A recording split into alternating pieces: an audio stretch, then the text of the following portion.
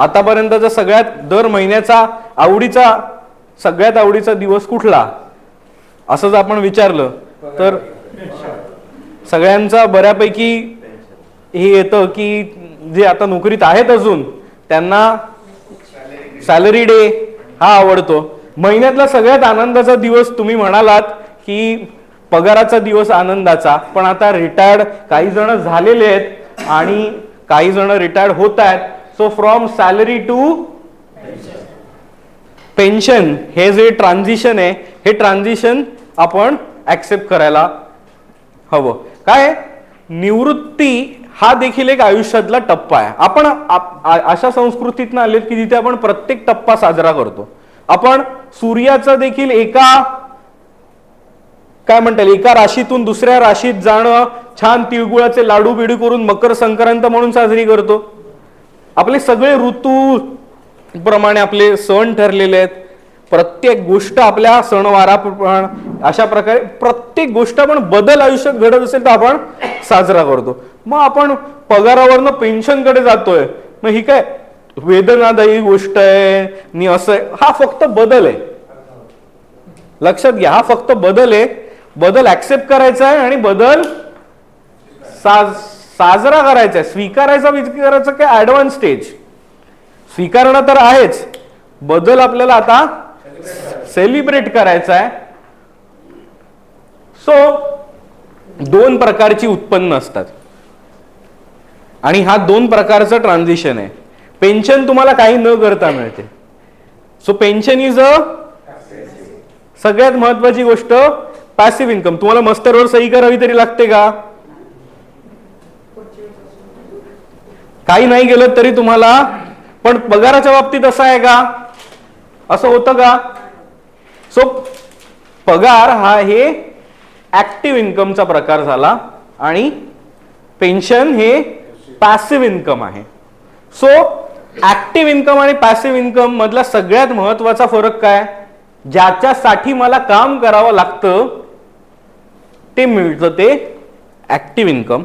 हा आत्ताचा प्रवासच आपला सगळा active income to passive income आहे. आता काही जण आपल्यात छान आहेत ज्यांना सरकारनेच तजवीज करून दिली आहे पेन्शनची, ती पेन्शन वाढत जाण्याची. व्हेरी गुड, तो बदल आपण ऍक्सेप्ट करूया.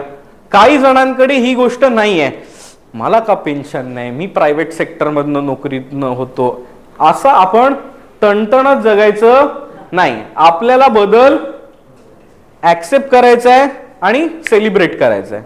सो त्यामुळे ज्यांना पेन्शन आहे त्यांना ठीक, ज्यांना नाही आहे त्यांना आपल्याला हे असंच पॅसिव्ह इन्कम तयार करायचंय. आपली पेन्शन आपण तयार करायची आणि मिळवायची. ती कशी मिळवायची याबद्दल आपण चर्चा करणार आहोत. सो सुरुवातीला आपण अशा प्रकारे सुरुवात करूया की ज्या स्कीम बद्दल मला तुम्हाला फार काही सांगायची गरजच लागणार नाहीये, तुम्हालाच बऱ्यापैकी माहिती आहेत आणि ट्रॅडिशनल सोर्सेस जे असे माहिती आहेत त्यापासून आपण सुरुवात करूया. First is PPF. काय पीपीएफ चे सगळ्यात छान उत्तम मुद्दे कुठले बरं? पहिला मुद्दा टॅक्स सेव्हिंग. म्हणजे आपल्याकडे एक काय म्हणते हिंदी सिनेमामध्ये कसे हिरोईनला वाचवण्यासाठी सगळे उत्सुक असतात, तसे आपल्याकडे सगळेजण टॅक्स वाचवायला उत्सुक असतात. सो तसं पीपीएफ मध्ये किती रुपये दर वर्षाला टाकता येतात? जास्तीत जास्त 1.5 लाख. त्याच्यावरती लॉकिंग 15 वर्ष असतं. काही टप्प्यांनी ते मॅच्युअर होऊन काढता येतात. मात्र मी पीपीएफ बाबत आणखीन एक इंटरेस्टिंग आकडेवारी ऐकत होतो. त्यात मला कळलं की पीपीएफचे 80% पैसे हे ज्या व्यक्तीने पीपीएफ सुरू केलंय ती व्यक्ती ऍक्सेसच करत नाही, नॉमिनीच ऍक्सेस करतात. 80% PPF accounts in India are access by nominee. म्हणजे टॅक्स वाचवायचा आणि काढताना पैसे पण मला ते टॅक्स फ्री मिळणार आहेत हे त्यांना पण माहिती होतं, पण 80% लोकांनी ते काही काढून घेतलेच नाहीत.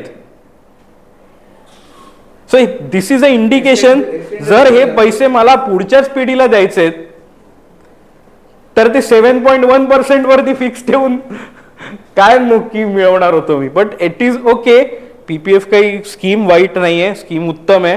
काय काय फायदे आहेत? किती इंटरेस्ट रेट आहे? म्हणजे ज्यांनी कोणी अगोदर सुरू केलं असेल त्यांना 11-12% पीपीएफ वगैरे पण मिळालंय आणि ऍक्च्युली अनेकांना त्याचा फायदा पण झालेला आहे. अनेकांची मुलांची मेडिकलची देखील फी वगैरे अशा अनेक गोष्टी पीपीएफनी तुम्ही तुमच्या कार्यकाळात पैसे ठेवत गेल्यात त्याच्यानी आलेलं आहेत. सो आता आपण जी काही समजून घेणार ही टूल्स आहेत, ही कधी कोणी कशासाठी वापरायची आणि कोणी नाही वापरायची या गोष्टी वेगळ्या आहेत. तर पीपीएफ बद्दल आणखीन काय बरं सांगायला आवडेल तुम्हाला? टॅक्स फ्री म्हणजे इन्व्हेस्ट करताना देखील तुम्हाला 80C बेनिफिट मिळतो आणि पैसे काढून घेताना सुद्धा टॅक्स बेनिफिट, अशा दोन्ही वेळेला टॅक्स बेनिफिट मिळणारी गव्हर्नमेंटची योजना. हो, पूर्ण इंटरेस्ट तुमचं त्यावरती टॅक्स फ्री आहे. आणखीन कोणाला काही प्रश्न आहे याबद्दल?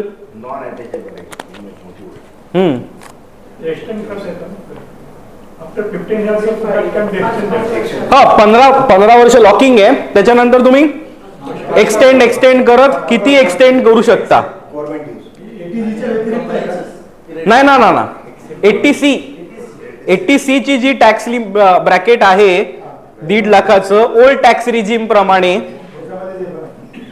आणि आता रिटायर्ड होणाऱ्या बऱ्याच जणांना तर माझं म्हणणं असतं तुम्ही ते काय म्हणता येईल ओल्ड टॅक्स रिजिम मध्ये वगैरे जाऊन हे सगळे क्लेम बिम घेत बसण्यात शहाणपणा काहीच नाही. आपल्याला तर आता ना काय हाऊसिंग लोनचा हप्ता भरायचा आहे, ना कुठल्या आणखीन गोष्टी, अजून वेगवेगळे जी डिडक्शन्स आहेत ती सगळी, म्हणजे new tax regime old tax regime मध्ये सगळ्यात महत्वाचा फरक कुठे येतो की हाऊसिंग लोनचं जे 2 लाखाचं इंटरेस्ट क्लेम करता येतं ते जर ज्यांचं आता क्लेम करायचं नाहीये तर त्यांनी सरळ न्यू टॅक्स रिजिम मध्ये गेलात, तुम्हाला या टॅक्स ब्रॅकेट्स छोट्या करून मिळतील आणि तुमचं टॅक्स एफिशियंट वातावरण तयार होईल. बाकी काय आपल्याकडे CGST, SGST आणि वेगवेगळ्या डिपार्टमेंट मधले काय टॅक्स कन्सल्टंट सुद्धा आपल्या सोबत आहेत.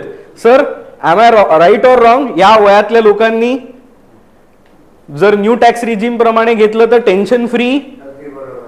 त्याच्यावरचं व्याज तर टोटली टॅक्स फ्री आहे. फक्त तुम्हाला ते पैसे त्याच्या वेळेला वापरायला मिळत नाही तुम्ही मागत तसं. तर ते पैसे 15 वर्षात तुम्ही लॉक होतात, पण 3 वर्षानंतर तुम्ही त्यातले 50% विड्रॉ करू शकता. येस, ती पण स्कीम आहे. हो,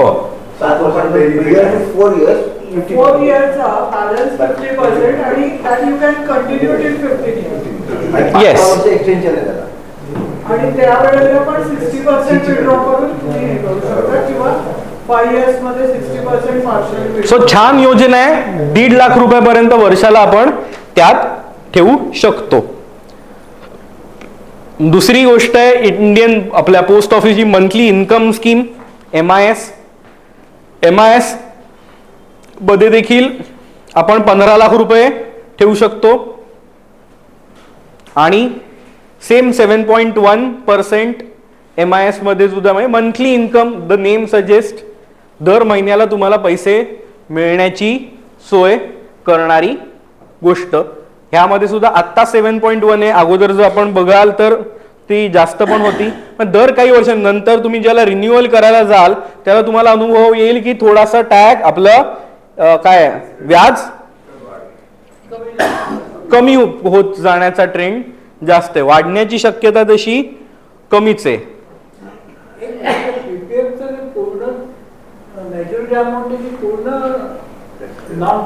हो, येस,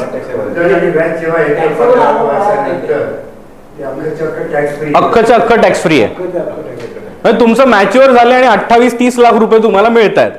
ते 28-30 लाख रुपये त्या फायनान्शियल इयर मध्ये वरती तुमचे काय टॅक्सेबल इन्कम त्याच्यातला 1 रुपये पकडलं जाणार नाही. But not in case of monthly income scheme. MIS मधनं जे तुम्हाला दर महिन्याला मिळणार आहे, तो तुम्ही जो म्हणाला तो अगोदरच्या आधीच्या स्लाइड मध्ये होता. आपण PPF बद्दल आपलं बोलणं संपवलं. आता आपण MIS बद्दल चर्चा.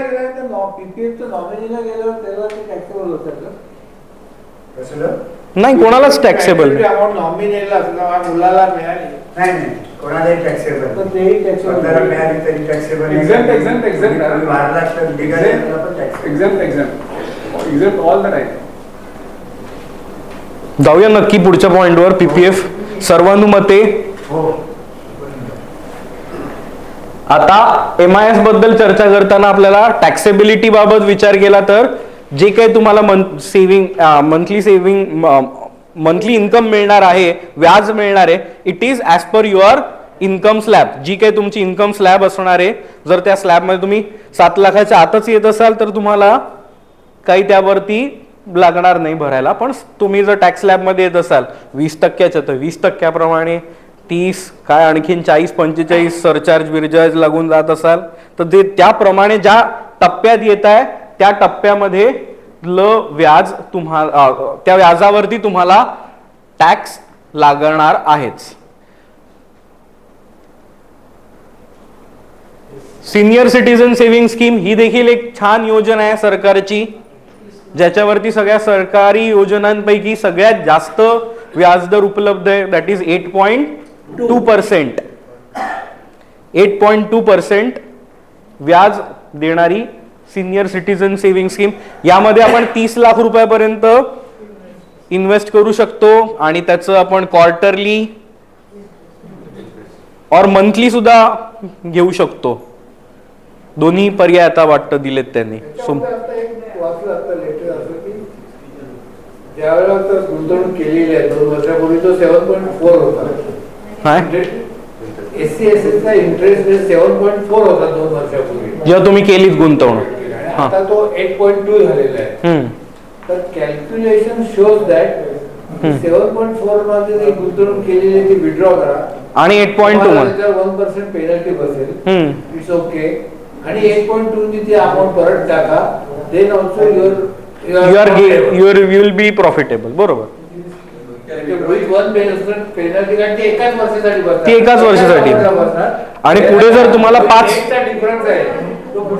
5 वर्षासाठी मिळत असेल. येस, तुम्हाला कळला का मुद्दा हा? मी मुद्दा परत एकदा सांगतो. ज्यांनी गुंतवणुका सिनियर सिटीजन सेव्हिंग स्कीम मध्ये 7.1 7.4 वरती असताना जरी केल्या होत्या, कारण काही वर्षापूर्वी कोविड पूर्वीच्या काळात यावरचं व्याजदर खूपच कमी झालेलं होतं. नंतर इन्फ्लेशन रेट वाढला, व्याजदर आपल्याकडे वाढले. सो खूप रेअरेस्ट ऑफ द रेअर घटना घडली, त्याच्यामुळे आपल्याला व्याजदर जे वाढलेले आहेत तर त्यामुळे आता 8.2% सिनियर सिटीजन सेव्हिंग स्कीम वरती मिळतंय. जरी आता तुम्ही 7.4चं विड्रॉ करायला गेलात तर तुम्हाला 1% पेनल्टी लागेल त्याच्यातल्या नियमाप्रमाणे. पण ती 1%ची पेनल्टी जरी भरलीत आणि 5 वर्ष 7.4च्या ऐवजी 8.2 म्हणजे 0.8% इंटू 5 घेतलं तर 8×5 40 म्हणजे 4% मिळवताय तुम्ही. 1% सोडून म्हणजे 3% 30 लाखावरती म्हणजे 90,000 रुपये. हा एक व्यवहार जरी केला तरी 90,000 रुपये इंटरेस्ट तुम्हाला जास्त मिळणार आहे. सिनियर सिटीजन सेव्हिंग स्कीम 60 वर्ष पूर्ण झालेल्यांना यामध्ये प्रवेश करता येऊ शकतो. एकेकाने. हा सर, 5 वर्ष लॉकिंग मिनिमम. त्याच्या अगोदर काढलं तर जसं म्हणाले ते 1% पेनल्टी. येस. काय तुम्ही प्रश्न विचारत होता का? काय बोलत होता? नाही काय एक्सटेंड करता येतं. बँकांमध्ये पण ही स्कीम चालते.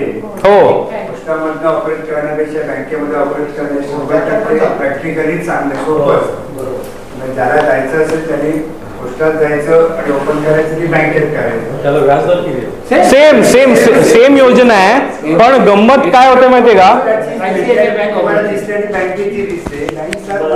हॅलो, पण माझं त्याच्याबद्दलच अजून मी इतक्या जणांबरोबर काम करतोय त्यामुळे माझा अनुभव असा झालाय आता की ही सिनियर सिटीजन सेव्हिंग स्कीम म्हणून घ्यायला बँकेत जे जण जातात, बँकेतली रिलेशनशिप मंडळी आमची सिनियर सिटीजनला जास्त असलेली जी योजना आहे आणि त्यांना तिथे टार्गेट विकणं गरजेचं असतं. सो या योजनेऐवजी त्यांच्या रिस्पेक्टिव्ह बँकेची योजना विकली जाण्याची शक्यता अनेकांची जास्त आहे. सो त्यामुळे प्रत्येक जण काही फायनान्स आणि ते डॉक्युमेंट्स वाईज तेवढा शार्प नसतो. सो त्यामुळे हे ओळखून बँकेतली मंडळींनी चुकीची सिनियर सिटीजन सेव्हिंग स्कीम दिलेली देखील घटना मी बऱ्याच पाहिल्यात. सो त्यामुळे काय एकदाच जर तुम्हाला सोपं असेल बँकेतनं व्यवस्थित करता येणं शक्य असेल तर तुम्ही बँकांमधनं केलं काही हरकत नाही. पण नक्की सिनियर सिटीजन सेव्हिंग स्कीमच घ्यायची आहे. दुसरी त्या तत्सम नावातली साधर्म्य असलेली गोष्ट अजून घ्यायची नाहीये. आपल्याकडे कसं कॅडबरी चांगली चालली तर त्या नावाच्या अजून 10 कंपन्या वेगवेगळ्या चॉकलेट पण आणतात स्पेलिंग बदलून. तशा देखील प्रत्येकाने मग ऍक्सिस बँक असो HDFC असो प्रत्येकाचं सिनियर सिटीजन सेव्हिंग म्हणजे सिनियर सिटीजन्सना एक थोडासा व्याजदर जास्त देण्याच्या योजना आहेत. ते तुम्हाला मिळताना फिक्स्ड डिपॉझिट रिसीट सारखी मिळते. येस याला पासबुक असतं. हो. So that is a big difference. तर कोणालाही ते लक्षात. हा पण ते नीट बऱ्यापैकी माहिती असेल तर अन्यथा इथे पण फसगत होते. त्यामुळे जर एकदाच डील करायचंय गेलात पोस्टामध्ये तर तुम्हाला काय सिनियर सिटीजनची दुसरी योजनाच नाही. सो त्यामुळे आणि पोस्टातली मंडळी तुमचे पैसे तुम्हालाच नाही परत सहज करत. त्यामुळे फसवणुकीची शक्यता तरी खूप कमी होते. किमान नाही तर बँकांचे अनुभव आमचे इतके वाईट आहेत ना की लोक म्युच्युअल फंड सुद्धा विकत घ्यायला जातात तरी त्यांना कुठली तरी युलिपची पॉलिसी विकली जाते आणि 2-3 वर्षानंतर ते दाखवतात अहो हा बघा आम्ही काहीतरी बजाजचा हे घेतलंय. आता बजाजने म्युच्युअल फंड सुरू केला पण 3-4 वर्षापूर्वी त्यांनी सुरूच केला नव्हता. त्यांची बजाजची काहीतरी युलिपचीच पॉलिसी आहे. माणूस इतकं ऐकून जातो म्युच्युअल फंड सही आहे करत बँकेकडे आणि तरी देखील त्याला त्या क्षणी तो माणूस जो बसलेला आहे बँकेतले अधिकारी इतके डेंजर झालेले आहेत या क्षणाला. येस डोंट हा म्हणजे तुम्ही बँकेतले काही रिटायर झालेली मंडळी पर्सनली घेऊ नका. पण मी मुद्दा हा सांगतो की त्यांना इतके टार्गेट्स दिलेत की त्यांना समोरच्या व्यक्तीमध्ये इंटरेस्ट 0 आणि त्यांच्या टार्गेट्स मध्येच इंटरेस्ट जास्त आहे. हो सिनियर सिटीजनचं पण जे व्याज मिळतं ते तुम्हाला मिळतं. आता सिनियर सिटीजनचे याच्यात अजून एक फायदा असा आहे की तुम्ही कंपाऊंड करायचं पण देऊ शकता.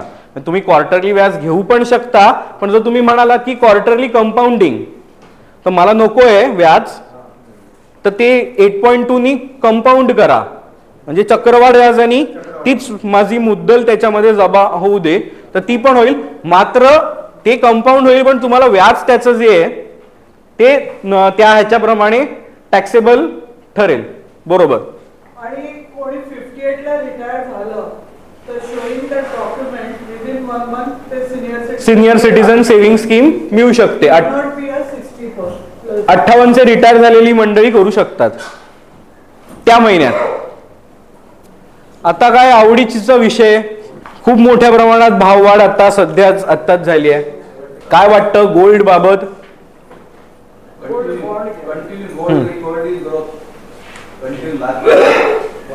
पण तुम्ही घेतलेले दागिने ही तुमची गुंतवणूक आहे का?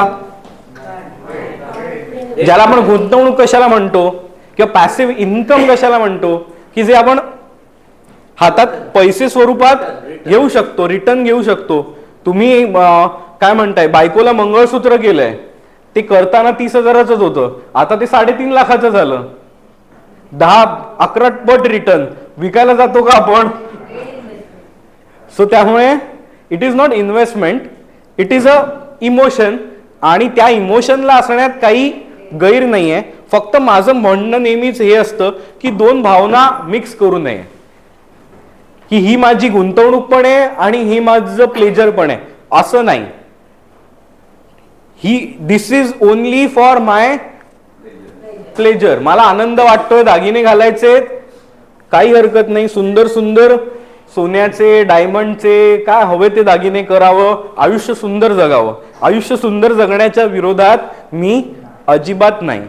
पण गुंतवणुका म्हणून जर तुम्ही फक्त दागिने दागिने करत असाल तर तुम्हीच बघा ना, आता सगळ्या ज्वेलर्स आणि यांचे घडणावळी परत तुम्ही ज्यावेळेला ते चेंज करायला जाता तेव्हा ते परत हे म्हणजे त्यामध्ये होणारी घट आणि या गोष्टी इतक्या असतात. त्यामुळे 2 गोष्टी कराव्या. जर मला 100 रुपये सोन्यात ठेवावे असे वाटत असतील, मी 50 रुपयाचे दागिना घेईन आणि छान दागिना म्हणून वापरीन. 50 रुपयाचे मी गोल्ड बॉन्ड किंवा गोल्ड ETF अशा स्वरूपातले घेईन की ज्यात मी इमोशनली अडकणार नाही. मी गुंतवणूक केली आहे 1 लाख रुपयाची, 1 लाखाची जर 5 लाख झाली आहे, मला वाटले त्याच्यातले 2 लाख काढून घ्यावे, तर काढून घेताना माझं इमोशनल पेन होणार नाही. सो म्हणून जे काही सोन्यात गुंतवणुका करायच्या असतील, स्प्लिट इट. कुठल्या गोष्टीचे मला दागिनेच करायचे आणि घालायचे, हा अमका अमका दागिना मला नाहीये किंवा मला माझ्या मुलीला द्यायचा आहे, पुढे सुनेला द्यायचा आहे, आमच्या घरात असला पाहिजे म्हणून वाटतोय, काही हरकत नाही. ती गोष्ट आपण दागिना म्हणून करूया. दागिन्याशिवाय जर रॉ गोल्ड घेतलं, जसं बिस्किट आहे किंवा तसं, तर ते जास्त नाही ना. पण जर नाही, पण त्याच्यापेक्षा आज आपण गोल्ड बॉन्डच घेतले तर त्याच्यात अजून एक फायदा असा आहे की आपल्याला त्याच्यावरती व्याज पण मिळतं, 2.5% गोल्ड. दुसरी गोष्ट, हे मला ते जे काय सोन्याचं मी घेतलंय बिस्किट किंवा काय जे केलंय ते सांभाळायचं सुद्धा टेन्शन आहे किंवा ते जर मी लॉकरमध्ये ठेवतोय तर लॉकरचं सुद्धा भाडं आहे. अदरवाईज जर मला इन्व्हेस्टमेंट म्हणूनच करायचंय तर मी अशा प्रकारे गोल्ड बॉन्ड ETF अशा स्वरूपात गेलो तर हे काहीच सांभाळायचा लोड नाही आणि जे अप्रिसिएशन गोल्ड मिळणार आहे ते मला मिळेल. गोल्ड बॉन्ड तुम्हाला बँकांमध्ये पण मिळतात, तुम्हाला पोस्टामध्ये देखील गोल्ड बॉन्ड मिळू शकतात. दुसरी गोष्ट तेच येतो, आता गोल्डमध्ये तुम्ही म्युच्युअल फंड थ्रू पण गुंतवणूक करू शकता. तर गोल्डचे म्युच्युअल फंड असतात, ज्याला ETF म्हटलं जातं. सो अशा अनेक गोष्टी उपलब्ध आहेत आणि कोणाकडूनही तुम्ही या पर्यायांमधनं घेऊ शकता. माझ्यासारखे जे आर्थिक सल्लागार मंडळी असतात तर त्यांच्या सल्ल्याने तुम्हाला गुंतवणुका करायचं, आम्ही देखील गोल्ड ETF, गोल्ड बॉन्ड्स वगैरे देतो. सो त्यामध्ये गुंतवणूक करता येऊ शकेल.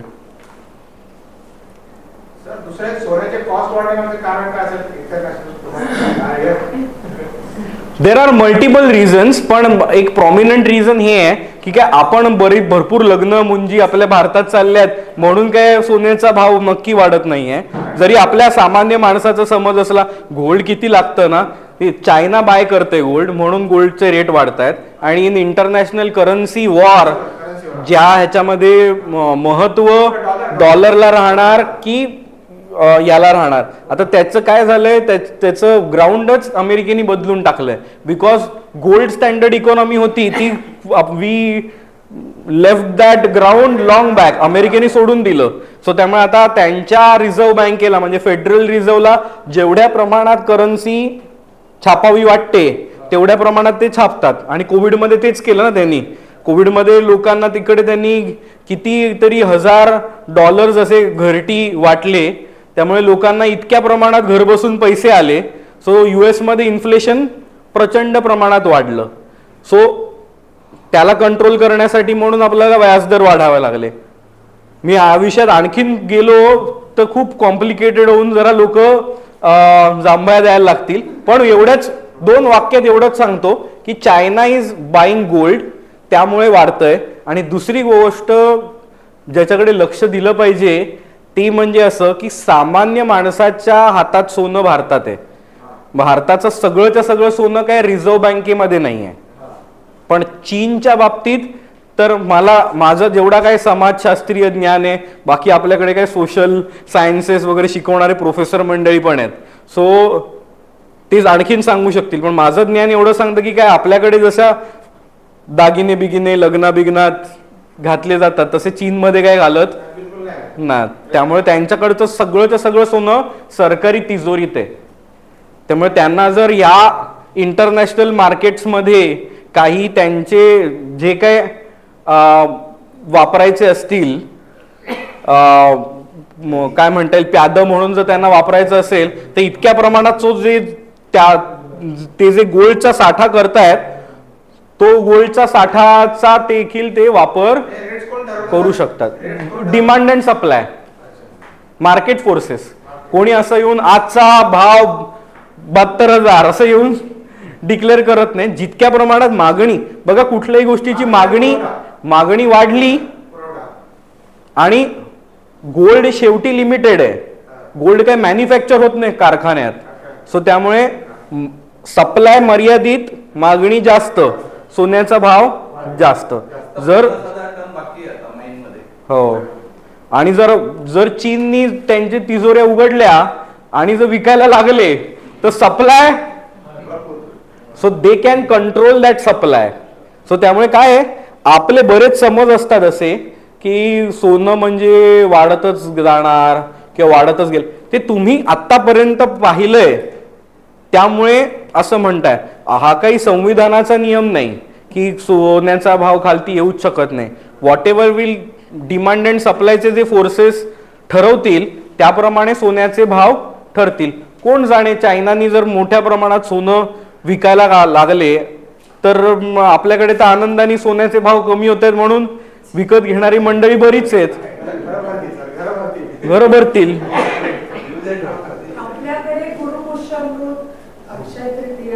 सगळ्याला सो त्यामुळे सोनं is a nice investment undoubtedly. फक्त समजून एवढंच घ्या की काही जर इन्व्हेस्टमेंट म्हणून सोनं घ्यायचं असेल तर इट शुड नॉट बी दागिना, आणि दागिनामध्ये केलेली गोष्ट ही इन्व्हेस्टमेंट नसते. आम्ही मारे दागिने आमचे आहेत पडलेत, मुलींच्या लग्नाला लागतील म्हणून मी करून पडलेत. मुलगी US ला लग्न करून गेली, काहीही घेऊन गेली नाही, जाणारी नाही. आम्हाला काहीही सोनं नको म्हणते. आता ते लॉकर मध्ये दागिने आणि ते कॉइन्स आपल्या अक्षय तृतीया म्हणून नव्हते ते अक्षरशः पडले. आता आम्ही विचार करतोय ते सगळे काढून परत सगळं पुन्हा त्याचे लेटर चिप्स नुसते बनवून किंवा काय चिप्स वगैरे बनवून ठेवण्यापेक्षा जर तुम्हाला गोल्ड मध्येच ठेवायचं आहे तर you can surrender that gold and take gold bonds. So त्यावरती तुम्हाला 2.5% व्याज पण मिळायला लागेल, आणि जे लॉकर सांभाळावा लागतो तो लॉकर पण सांभाळायला लागणार नाही, आणि जे चिंता आहे एवढं सोनं सांभाळायची ते राहणार नाही. 2.5% त्याचं व्याज पण सुरू होऊन जाईल. If you are very sure की या जन्मात मी माझी मुलगी वापरणार नाहीये देन कशाला तो लोड घेता. बट एवढंच आहे, चेंज इज व्हेरी पेनफुल. हा डिसिजन घेणं आणि हे जाऊन करणं जेवढं मी सोपं म्हणतोय तेवढं जाऊन तुम्हाला एक्झिक्यूट करणं कठीण आहे, भावनिक आहे. पण लक्षात ठेवा, डर के आगे जीत आहे. भावना बदलायला हव्या.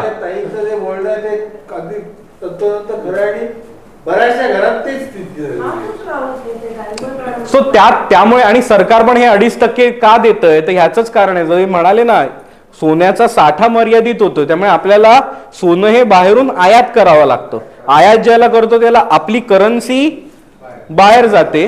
त्याऐवजी तुमचं हे जे सोनं तुमच्याकडेच पडलेलं आहे ते तुम्ही सरेंडर केलं तर ज्यांना कोणाला दागिने घालायचेत, उद्या माझ्या बायकोला आवड आहे, ती म्हणाली की नाही मला बांगड्या अजून काहीतरी झाल्यात, मला पाटल्या करायच्यात, सो तिने ठरवलं हे करायचंय, तर त्या घेण्यासाठी जे सोनार आहे तो इम्पोर्ट करणार होता बाहेरून आफ्रिकेतनं वगैरे सोनं, त्याऐवजी गव्हर्नमेंटच तेच सोनं वापरेल आणि ते सोनं युटिलाइज होईल आणि त्यात जो आपलं परकीय चलन वाचणार आहे त्याचा बेनिफिट आपल्याला ट्रान्सफर केलाय सरकारने. So it's a very good scheme. आवडीचा मुद्दा काही बऱ्याच जणांचं ठरलेलं असतं की काय आम्हाला पेन्शन सुरू करे, आम्हाला नाहीये पेन्शन, आम्ही सुरू करणार आहोत, 1 कोटीचं फिक्स डिपॉझिट, 6% व्याज, 50,000 रुपये दर महिना मिळून जातील. सो लिहून नका घेऊ 6% वगैरे, एकदम मी एक उदाहरण घेऊन म्हटलं. हो हा. सो किती आहे आता प्रत्येक स्कीम प्रमाणे वेगवेगळे. ऍव्हरेज भारतामध्ये फिक्स डिपॉझिटचा दर 7-7.5% आहे 7 ते 7.5% साधारण 7% तुम्ही पकडा. सो आणि ज्याला तुम्ही डिपॉझिट वाढवता त्यावेळेला तो डिपॉझिटचा रेट पण कमी होतो. तुम्ही म्हणाल मला 2 कोटी इन्व्हेस्ट करायचे तर ते म्हणतील नाही 6%नीच घेऊ. सो अशा प्रकारे जशी रक्कम वाढते डिपॉझिटचं इंटरेस्ट असतं ते देखील कमी होत असतं. पण आता गंमत अशी आहे की आपण सरळ सरळ फिक्स डिपॉझिट करून जे इंटरेस्ट घेणार आहोत ते इंटरेस्ट आपलं पूर्णपणे टॅक्सेबल आहे. त्यावरती तुम्ही वापरा ते व्याज नका वापरू. तुमचं पेन्शन मधनं सगळं उत्तम चाललं जरी असलं तरी तुम्हाला जर काय फिक्स डिपॉझिट पोटी वर्षभरामधनं 5 लाख इंटरेस्ट येणार असेल तर ते तुमच्या टॅक्स स्लॅब मध्ये अफेक्ट करणार. डिडक्ट करणार म्हणजे तो टीडीएस तर करणार पण तुमच्या टॅक्स स्लॅब आहे त्याप्रमाणे करणार. आणि बरे अनेकांना सवय असते तो टॅक्स डिडक्ट करू नका म्हणून फॉर्म द्यायची. आता ज्या वेळेला तुमचं इन्कम टॅक्स स्लॅब मध्ये नव्हतं त्यासाठी ती गोष्ट बरोबर होती. हॅलो त्यासाठी लक्षात घ्या ना त्यासाठी त्याचं उत्तर ना हो किंवा नाही असं एकदम डायरेक्ट देता येत नाही मला बोलू द्या. सो त्यासाठी ज्यावेळेला इन्कम टॅक्सेबल नव्हतं त्यावेळेला तो फॉर्म भरून माझा टॅक्स कापू नका म्हणत होतो. पण आता जर माझं इन्कम दिसतंय 10 लाख आणि जर मी म्हणत असेन तर इट इज प्रॉब्लेमॅटिक. आपल्याकडे काय CSR आलेलेच आहे. आपल्याकडे काय हवाचा टॉपिक आहे. इन्कम टॅक्स आला तर इकडे GST आला तर इकडे LIC आला तर इकडे आणखी म्हणाल तसं काय इंजिनिअरिंग रिलेटेड अडलं तर आपल्याकडे LNT पण आहे. सो सगळे असतील व्यायामातलं तर काय अडलं तर मला पुढचे जे घेणारे आहेत त्यांचीच काळजी आहे. सर बसलेले आहेत म्हणून फिटनेस आणि हेल्थ बद्दल. सो हा आपला मुद्दा काय चालू होता. So it is completely taxable. हा काही टॅक्स सेव्हिंगच्या हे असतात त्याच्यातल्या पण असं सगळं PPF सारख्या गोष्टी रेअर त्यामुळे त्याचं इंटरेस्ट पण टॅक्स फ्री असं होण्याची शक्यता कमी आहे. सो त्यामुळे आपण या कंपोनंट कडे बघताना फिक्स डिपॉझिट मोठ्या प्रमाणात जर तुम्ही घेत असाल आणि ते व्याज तुम्ही वापरणार असाल ऍक्च्युली दर महिन्याला घेऊन वगैरे तर इट इज मिनिंगफुल. पण एक फक्त भावनिक समज म्हणून जर करणार असू तर माझ्याकडे असे अनेक क्लायंट्सचं मी बघितलं आणि त्याच्यावरती एक अख्खं मॉडेल केलंय. त्याचा एक मी YouTube व्हिडिओ पण केलाय डिटेल मधला तो पण मी तुम्हाला पाठवतो. थोडक्यात फक्त तुम्हाला सांगतो की हे करून आपण आपली टॅक्सेबिलिटीज भरपूर वाढवतो. ज्यांच्याकडे 1-1, 2-2 कोटीचे फिक्स डिपॉझिट्स असतात त्याच्यावरती मानून चालूया 60% त्यांना जर मिळत असेल तर 1 कोटीचे झाले 7 लाख. 7 लाख जर 30%च्या टॅक्स स्लॅब मध्ये आले तर 7-3-1 म्हणजे 2,10,000 रुपयाची टॅक्स लायबिलिटी तुम्ही फक्त 1 कोटीचं FD सांभाळता. ह्याची किंमत तुम्ही सरकारला दरवर्षी 2,10,000 देता. तर मला कंप्लीट करू द्या. 2,10,000 रुपये दर महिना वर्षाला ही तुमची एक छानपैकी पिकनिक होऊ शकते. एक 7-8 दिवसाचा छान लक्झरियस हॉलिडे होऊ शकतो. अशी 2,10,000 रुपये आहेत. ऍक्च्युली ते सरळ वापरता येऊ शकतात आपल्याला. ते न वापरता आपण फक्त फिक्स डिपॉझिट या समजापोटी जर सांभाळत असू तर ही गोष्ट परत एकदा तपासून घेणं गरजेचं आहे. प्रोव्हाइडेड मी परत एकदा सांगतोय जर तुम्हाला दर महिन्याला त्यातनं व्याज अपेक्षित आहे त्या व्याज तुम्ही वापरतायच आहात तर त्यासाठी आपण आणखीन वेगळे पर्याय पण पाहू शकतो की हा पर्याय काही वाईट आहे असं माझं म्हणणं नाही. मात्र या फिक्स डिपॉझिटच्या बाबतचे आपले जे गैरसमज आहेत या गैरसमजांचा फायदा घेणारी मंडळी खूप मोठ्या प्रमाणात आहेत. आणि सिनियर सिटीजनना व्याजदर जास्त आणि फिक्स डिपॉझिट हा शब्द दिसला की ते फारच असा जी ललचा जात आहे. आणि मग ते कॉर्पोरेट बँका काय पतपेढ्या वगैरे अजून 9.5%, 10% देत आहेत. कोणी 11%चं फिक्स डिपॉझिट काढून येतं. पण लक्षात घ्या ते आमच्या म्युच्युअल फंडांमध्ये वगैरे कसे पैसे वर खाली होतात ना, त्यामुळे बरेच जण म्हणतो अहो ते वर खाली होतात. मध्ये आम्ही 10 लाख गुंतवलेले ते आमचे 9,99,850 रुपये दिसत होते. 150-200 रुपये कमी झाले. फिक्स्ड डिपॉझिट मध्ये काही कमी होत नाहीत. पण मात्र लक्षात घ्या, असं याच्यात 100-200 रुपये काय कमी जास्त होणं या गोष्टी दीर्घ मुदतीच्या असतात. पण ज्याला फिक्स्ड डिपॉझिट रिस्की घेतो आपण त्याला ते ना कमी जास्त होतच नाही, ते डायरेक्ट 0 होतात.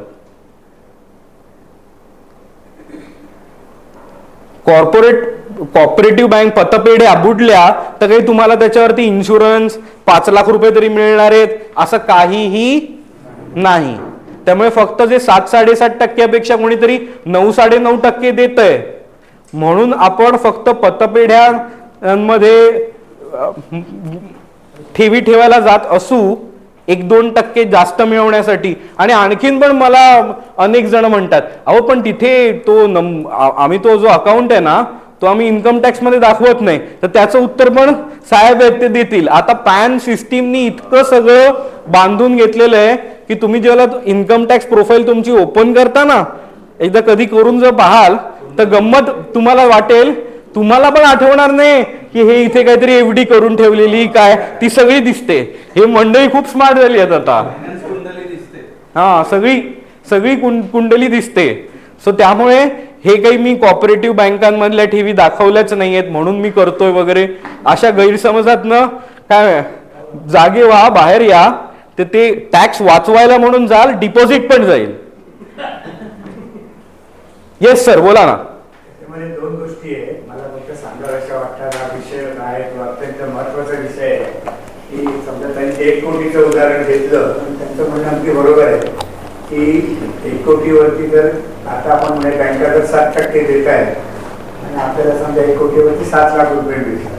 कुठली तरी पतपेढी म्हणा, कुठली तरी बँक म्हणा, काहीतरी स्कीम काढतात. पण लोक सगळे आपण पेपरात येत असतो, कोणीतरी 8% चार्जिंगला लावून, कोणीतरी म्हणतात 9% म्हणतं. आणि 9% म्हटल्यावरती 2% म्हणजे एका वर्षाला 2 लाख रुपये जास्त. चार्जिंग एका वर्षाला 2 लाख रुपये जास्त मिळणार ह्या आशेपायी आपण जेव्हा रक्कम घालतो तेव्हा ती मुळातली 1 कोटी रक्कम आहे तीच बरेच वेळा तुमची अख्खी चक्की बुडते. म्हणजे जो तुमचा लॉस 2 लाख रुपये पर इयर होणार होता समजा, तो तुमचा लॉस रिकूप करायला 50 वर्ष लागणार होती 1 कोटीपर्यंत. ते तुम्ही 1-2 वर्षातच 1 कोटी रुपये घालवून घेतला आणि त्याच्यामध्ये फार मोठी रिस्क आहे. त्यामुळे माझं तरी म्हणणं असतं नेहमी की तुम्ही हायर इंटरेस्टसाठी जाऊ नका जिकडे तुम्हाला सेफ आहे. कारण आता तुम्हाला रिटायरमेंटच्या वेळेला सेफ्टी ही महत्वाची आहे. तुमचा आता काही यंग एज नाही आहे की मी किधर भी जाएंगे कुछ भी करेंगे. तुम्हाला युनिफॉर्म इंटरेस्ट पाहिजे. येस, सो सरांनी सांगितलेला मुद्दा फार महत्वाचा आहे. So taking more safety is the most dangerous thing. त्यामुळे आम्ही तर बऱ्याच वेळेला आता फिक्स्ड डिपॉझिटला फिक्स्ड डिझास्टर पण म्हणतो.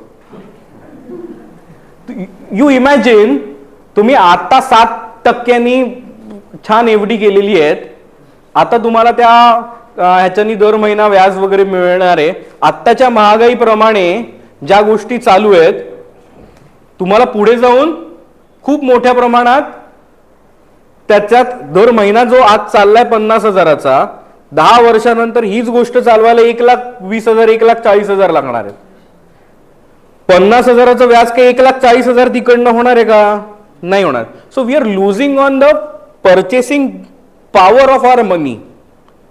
हातातली आज 1 लाख रुपये घेऊन जर तुम्ही बाहेर गेलात तर जितक्या वस्तू आणि सेवा विकत घेऊ शकताय तेवढ्याच वस्तू आणि सेवा विकत घ्यायला तुम्ही 5 वर्षानंतर गेल्यानंतर जर तुम्हाला 1,60,000 आणि 1,70,000 लागणार आहेत आणि त्या 5 वर्षात तुम्ही एफडी करून जर तुमच्या 1 लाखाचे 1,20,000 किंवा 1,30,000च झालेत तर you are still on 20,000 to 30,000 purchasing cost loss. फक्त तो क्वांटिटेटिव्ह लॉस दिसत नाही. त्यामुळे आपण भावनिक दृष्ट्या जे मी म्हणालो psychology plays a very important role. We are very emotional people about our money. So same things applies here की आपण फक्त बघतो काय माझे 1 कोटी तर खालती नाही गेले ना.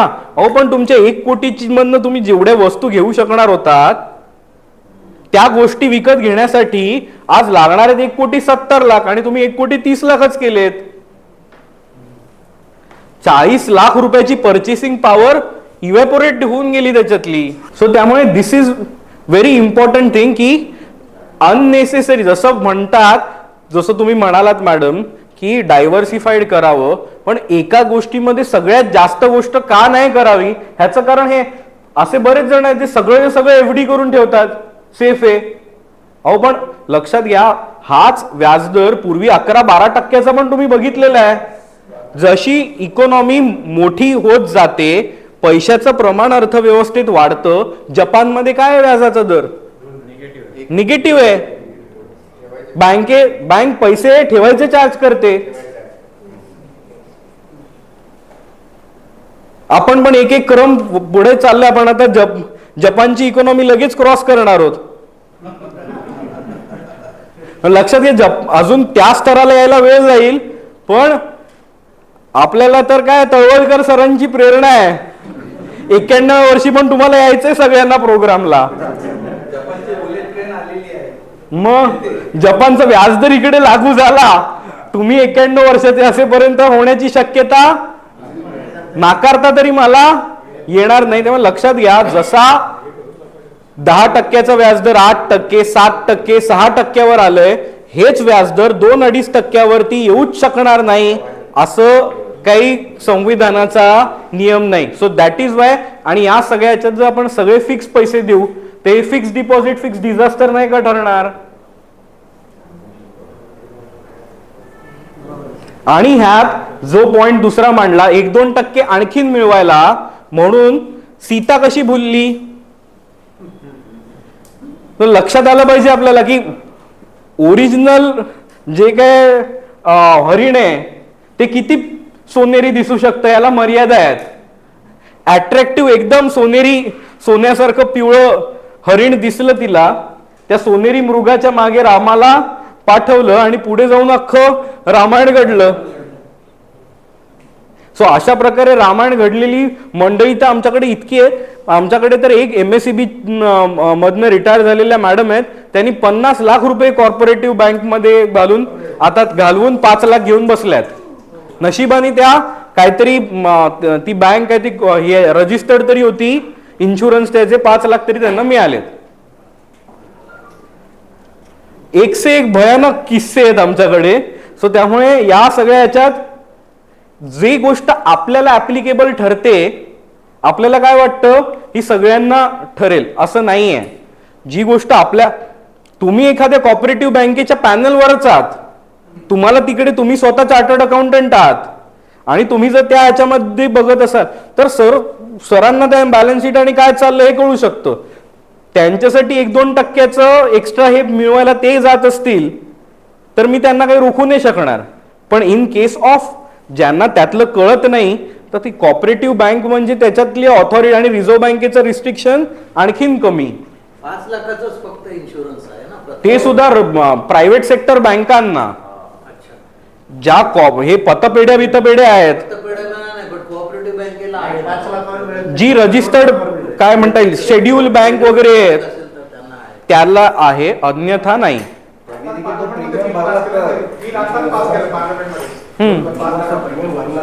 पुढचा बाहेर पडूया फिक्स डिपॉझिट मधनं.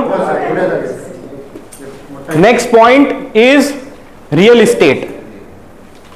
काय रिअल इस्टेट सगळ्यांना आवडीची आहे ना. इकडे जागा घेतली, तिकडे जागा घेतली, दुसरा फ्लॅट घेतला, मग तिसरा फ्लॅट घेतला. गोष्ट सगळ्यांना इंटरेस्टिंग आणि रोमांचक जरी वाटत असली तरी यामध्ये एक महत्वाची अडचण अशी असते की माझा 2 कोटीचा फ्लॅट आहे आणि मला 50 लाख हवेत. मी म्हणू शकतो का हे फक्त हॉल विकून टाकूया आज,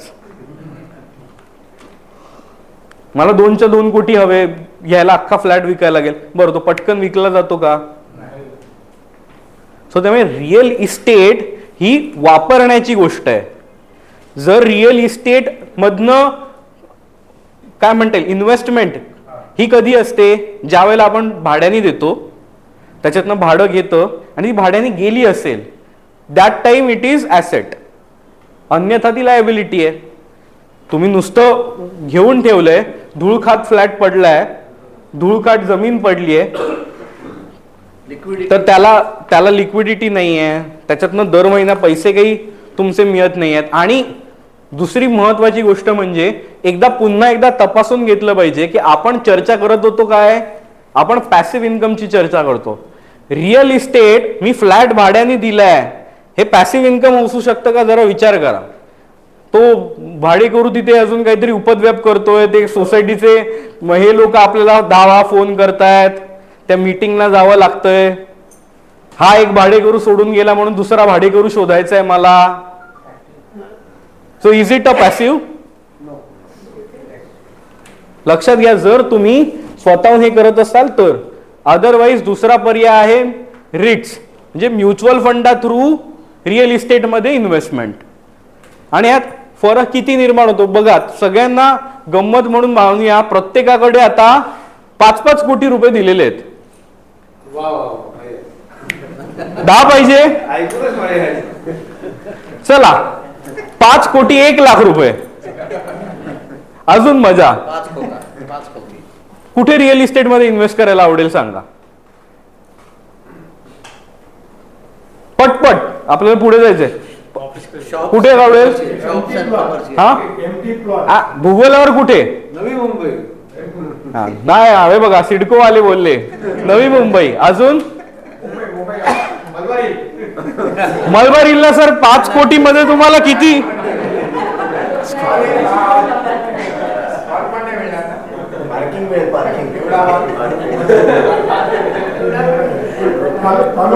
वन BHK मिळेल. हा, मी म्हणतोय भूगोल. नंदुरबारला घ्याल, रायगड मध्ये घ्याल, कुठे? हा, लोणावळा. ओके, अजून ठिकाणं सांगा मला. अलिबाग, वा, या आमच्या शेजारी, वा. अशी प्लेस तशी प्लेस मला कॅल्क्युलेटिव्ह, मला जागेचं नाव पटापट सांगा. न्यू बॉम्बे एअरपोर्टच्या जवळ. Very good. अजून महाबळेश्वर, वा. अजून कोणाला? बघा 5 कोटी देऊन पण इन्व्हेस्ट करायला तयार नाहीत. इन्व्हेस्टमेंटचे डिसिजन घेणं किती कठीण असतं बघा. क्या बात आहे. चला आता आता आता आलं लक्षात आलं सगळ्यांचं मला. तर लक्षात घ्या, रिअल इस्टेट म्हणजे या बाबत काय होतं म्हणजे परत माझी सायकोलॉजी, आपण भावनिक होतो रिअल इस्टेट बाबत. मी काय म्हणालोय, रिअल इस्टेट इन्व्हेस्टमेंट म्हणून करायची आहे ना, म्हणजे तिथे काय होणार, प्राइसेस कधी वाढतात, सप्लाय कमी, डिमांड भरपूर, म्हणजे भौगोलिक जागा छोटी पाहिजे. पहिलं लक्षण आलं. दुसरं लक्षण, डिमांड खूप जास्त पाहिजे. हे कुठे आहे सगळ्यात जास्त? हा, आता ज्या वेळेला हे आहे त्याला आम्ही म्हणू गिफ्ट सिटी. बिकॉज सगळ्यात महत्वाची गोष्ट, जसं सिंगापोर किंवा दुबईला बरेच जण का कंपन्या सुरू करतात, बिकॉज टॅक्सेशन सगळ्यात चीप आहे, हो की नाही. 2% किंवा दुबईमध्ये तर टॅक्सच नाही. अशा प्रकारे these are known as tax haven. So Dubai आणि सिंगापूरला प्रत्येक कंपनी आपलं कॉर्पोरेट ऑफिस सुरू करते, आपले उच्चपदस्थ अधिकारी पाठवत असते. सो तिकडे लागत असतात अपार्टमेंट, सतत ऑफिस स्पेस. आणि दुबई आणि ह्याच्यात काय हे बनवू शकत नाहीत ना ते जमीन. सो त्यामुळे रेट्स वाढत जातात. सिमिलरली भारतामध्ये अशा प्रकारे आता आपण ऐकतो ना फायनान्स सेंटर आणि ह्या सगळ्या गोष्टी. सो दुबई किंवा सिंगापूर सारखे जे टॅक्सेशन कायदे आहेत, तशा प्रकारे आपण तर आपल्याकडे काय लँडच लँड आहे, आपण एक सिटीच क्रिएट करतोय, फायनान्स सेंटर. सो तिकडे जर तुमची कंपनी काढत असाल तर तुम्हाला गिफ्ट सिटीचे टॅक्सेस लागतील ऑन युअर रजिस्टर्ड कंपनी.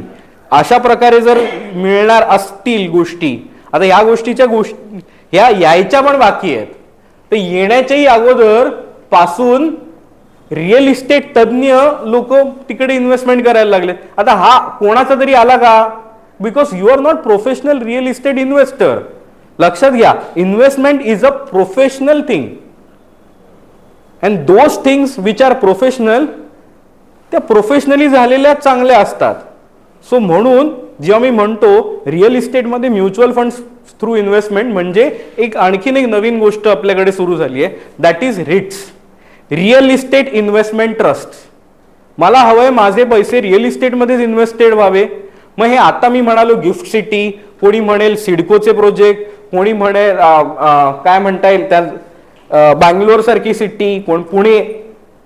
जे रिअल इस्टेट मधले अॅनालिस्ट आहेत आणि फंड मॅनेजर्स आहेत ज्यांचं कामच 9 ते 6 फक्त रिअल इस्टेटचा अभ्यास करणं आहे, त्यांच्याकडे प्रोफेशनल लॉयर्सची टीम आहे. कारण का आता रिअल इस्टेट आली की कायदे कज्जे आले. सो ह्या सगळ्या गोष्टी करण्यासाठी त्यांच्याकडे प्रोफेशनल टीम आहे. अशा थ्रू आपल्याला इन्व्हेस्टमेंट करता येणार. सो ही ऑब्जेक्टिव्ह इन्व्हेस्टमेंट होते ना. मी त्याच्यामध्ये 2 लाख पण ठेवू शकतो आणि 2 कोटी पण ठेवू शकतो. मग 2 कोटीनी मीच फ्लॅट घेतला पाहिजे असं नाही. मला माझे 2 कोटी रिअल इस्टेटमध्ये व्यवस्थित मॅनेज करून हवेत आणि त्या 2 कोटीतनं कधी मला 5-10 लाख लागले तरी काढता आले पाहिजेत. आणि जो काही रिअल इस्टेटचा ग्रोथ मिळेल भाड्याने जाऊन आणि ह्या, तो सगळा मला त्या ह्याच्यामध्ये होईल. त्यावरचं सगळ्यात सुंदर सगळं प्रोटेक्शन आहे ते सेबीकडनं मिळेल. ट्रान्सपरन्सी आहे ती सेबीकडनं ठेवावी लागेल.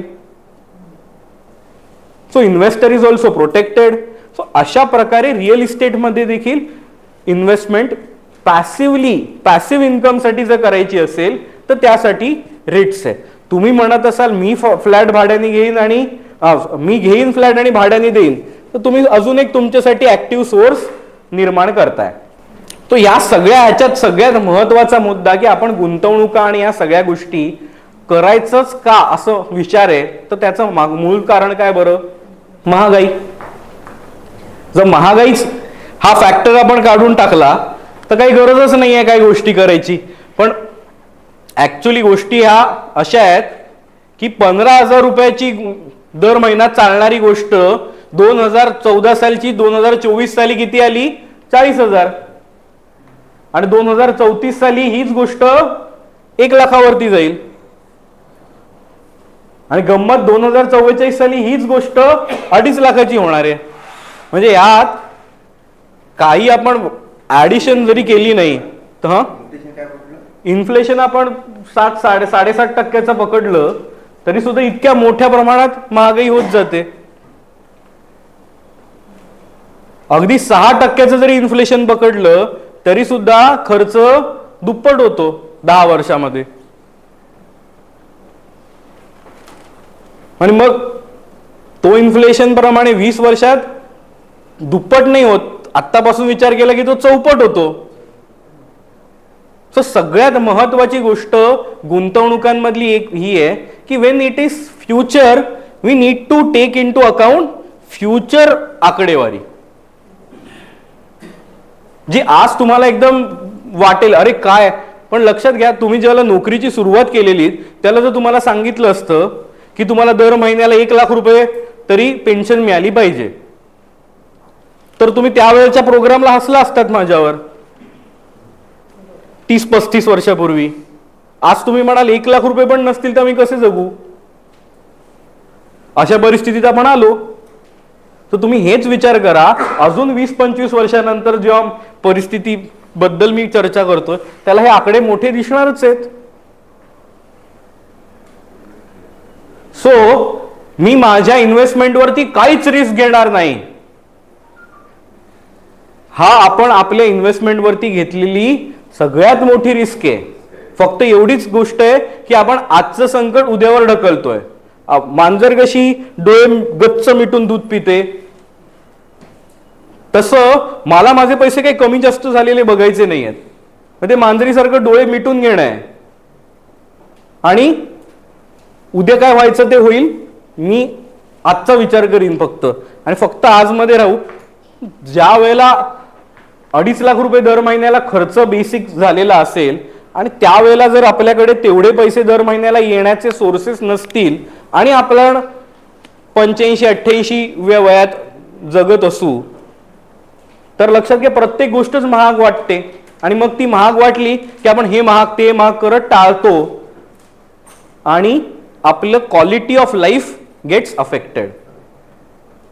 सो त्यामुळे हे जर होऊ द्यायचं नसेल तर आजच्या आपल्या स्थिर उत्पन्नाबरोबरच आपल्याला अशा काही गोष्टींमध्ये गुंतवणुका करणं आणि विचारपूर्वक गुंतवणुका करणं गरजेचं आहे, ज्याच्यातनं आपल्याला एक 12 ते 14% म्हणजे महागाईचा जर 7.5-8% असेल तर त्याच्यापेक्षा किमान 4 ते 5% तरी पैसे वाढतील, जास्त वेगाने वाढतील.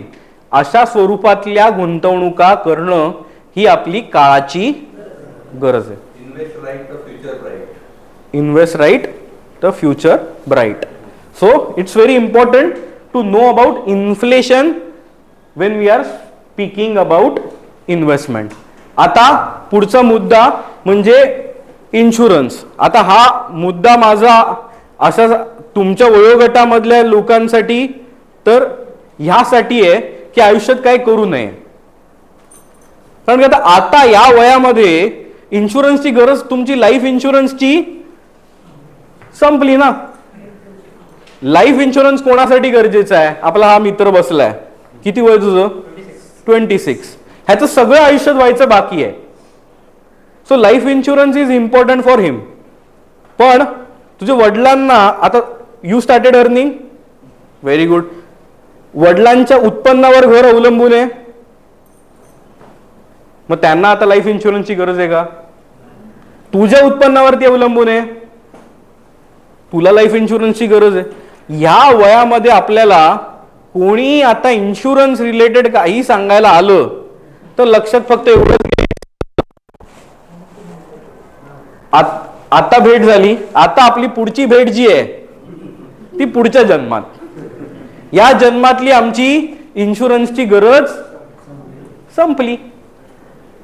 ह्याची गरज एक 35-40च्या आतमध्ये ज्यांची आहे त्यांनी इन्शुरन्स घ्यावा, टर्म इन्शुरन्स घ्यावा. हा फार महत्वाचाच मुद्दा आहे.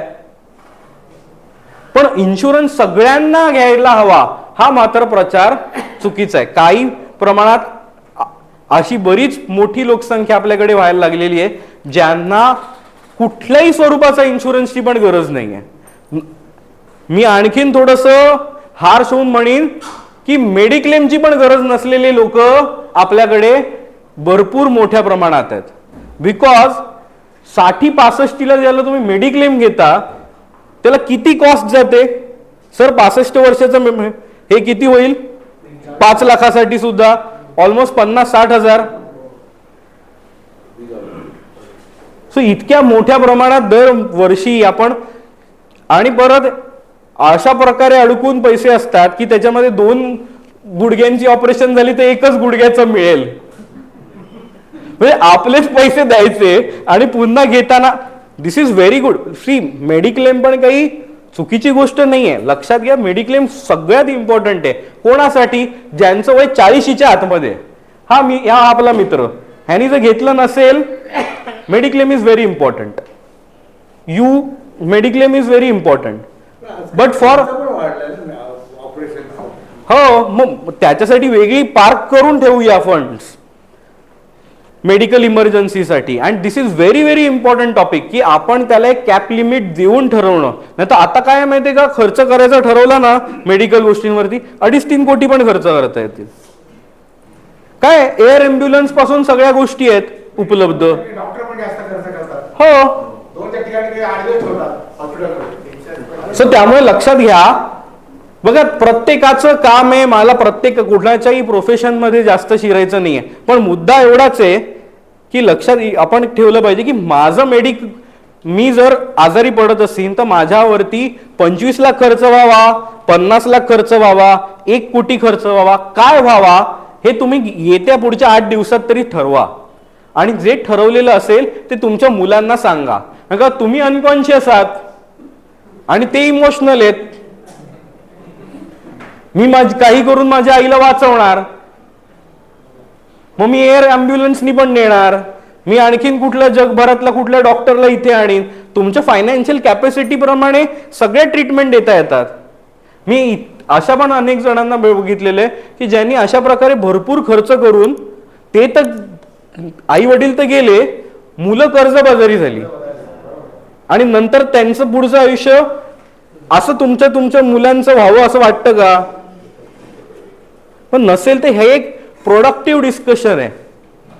ज्या वेळेला माझ्या आईबाबत, माझ्या आईला अचानक ती काय म्हणतात ऍक्सिडेंटली पडली स्कूटीवरनं आणि त्याच वेळेला तिला ब्रेन स्ट्रोक आला. We tried everything, neuro surgery पासून सगळं केलं. Within 24 hours she was no more. That time she was just 51. पण त्यानंतरच्या काळात त्या काळात मी ज्याला बाबांबरोबर होतो, मला माझी त्या वेळेला जी भावनिक स्थिती झालेली ती बाबांनी बघितली की कुठलाही न्यूरोसर्जन आणू आपण, काही करूया, आपण आईला वाचवूया. या स्थितीमध्ये मी जाणं साहजिकच होतं.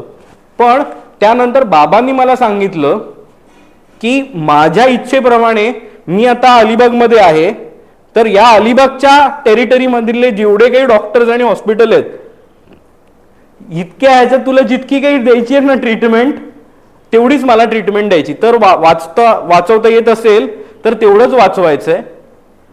त्या पलीकडे तू म्हणशील आणखीन मी मुंबईला नेतो, सुपर स्पेशालिटी हॉस्पिटलमध्ये नेतो. आय एम 67, माझं सगळं छान झालेलं आहे, माझा मुलगा व्यवस्थित काम करतोय, माझ्यावर कुठल्या जबाबदाऱ्या नाही आहेत, अजून मला काय पाण्यावरनं चालणाऱ्या गाड्या बिड्या निर्मिती करता येतील असं संशोधन करायचं नाहीये. सो त्यामुळे मला इथून पुढे आणखीन अशा काही ट्रीटमेंट देऊन वाचवायची गरज नाही, असं माझं आणि माझ्या वडिलांचं प्रोडक्टिव्ह डिस्कशन यावर झालेलं आहे. मी आता ते अशी चर्चा केली आहे म्हणजे की ते काही उद्या जाणार आहेत असं नाहीये, पण I am well prepared now की जर अशी पुढे घटना घडत असेल तर अशा परिस्थितीमध्ये मी काय करणार आहे. Yes madam. येस, पण काही म्हणणं आहे माहितीये का, तुम्ही विल या मुद्द्यावरती मी चर्चा करणारच आहे, पण त्या विल मधले जे काही गोष्टी आहेत याच्यातल्या, मेडिकल विल हा गोष्ट अशी येते ना की त्या तिकडचा माणूस इमोशनल खूप होतो. आणि त्यावेळेला मी असे अनेक जणांचं बघितलं की ज्यांनी ऑर्गन डोनेशनचे फॉर्म भरलेत सगळे, पण मुलांना माहितीच नाही.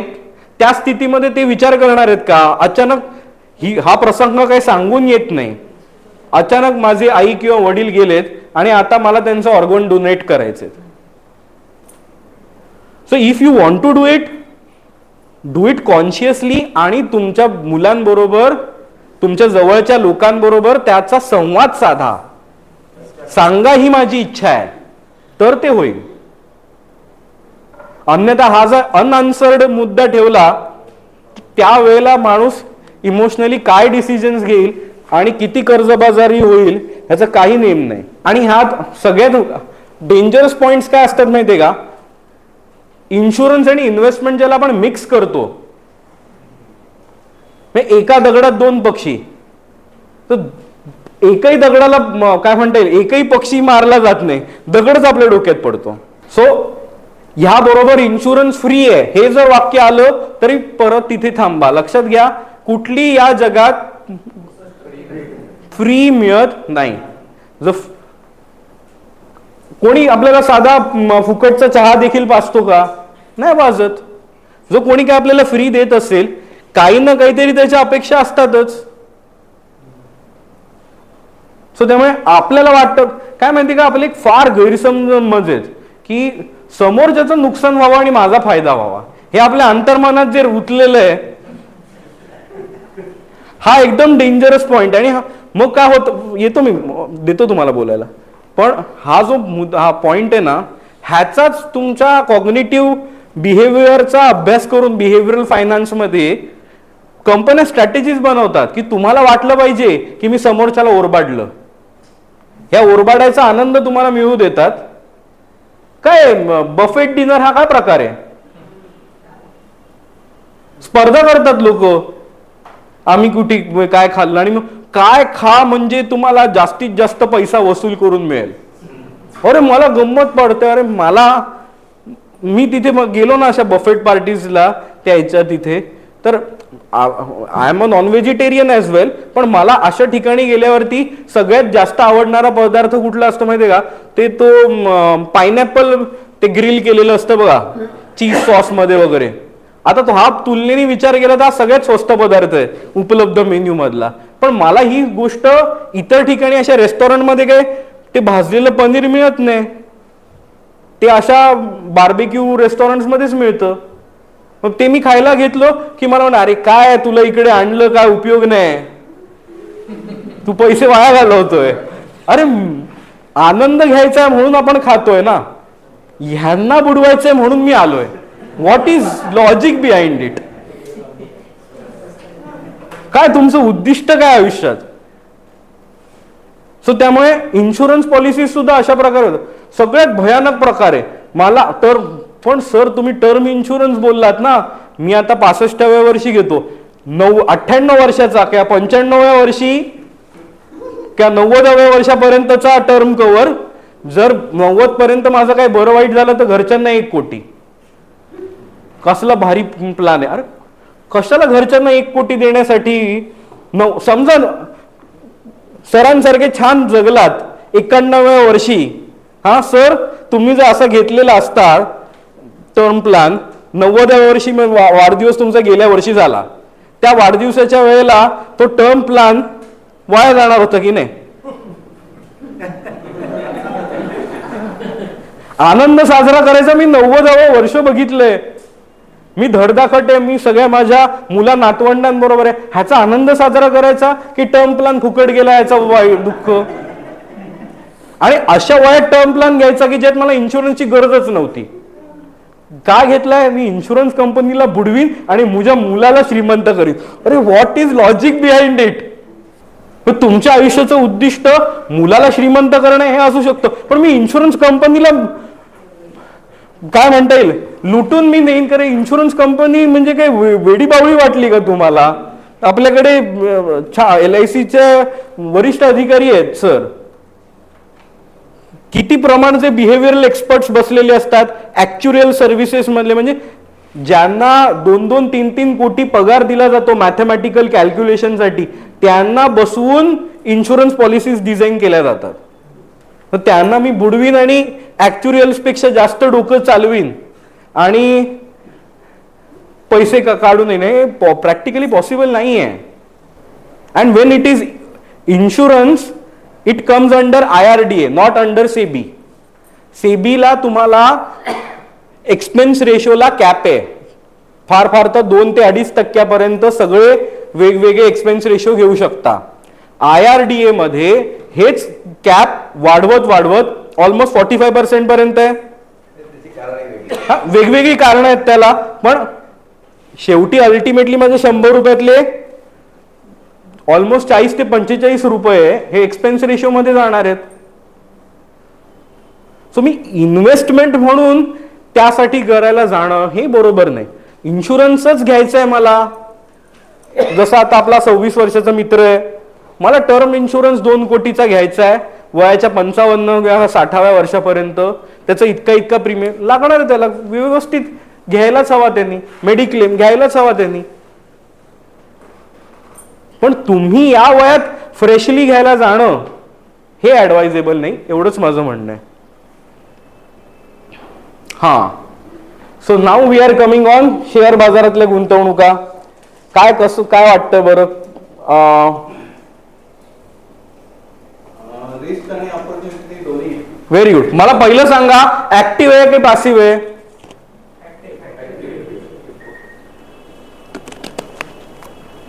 जे म्हणत असतील पॅसिव्ह आहे ते तुम्ही भ्रमातात किंवा तुम्ही परत मांजरीसारखे डोळे मिटून घेतलेत. बिकॉज आजच्या जगामध्ये आपण कुठल्याच कंपनीला असं नाही म्हणू शकत की घ्या आणि विसरून जा. AI आणि या सगळ्याच्या काळामध्ये एव्हरीथिंग इज ड्रास्टिकली चेंजिंग, ज्याच्यामध्ये खांदेपलट इतक्या मोठ्या प्रमाणात होतोय. आजची मोठी कंपनी उद्याची पण मोठी राहीलच, ह्याची आपण शाश्वती काही देऊ शकत नाही.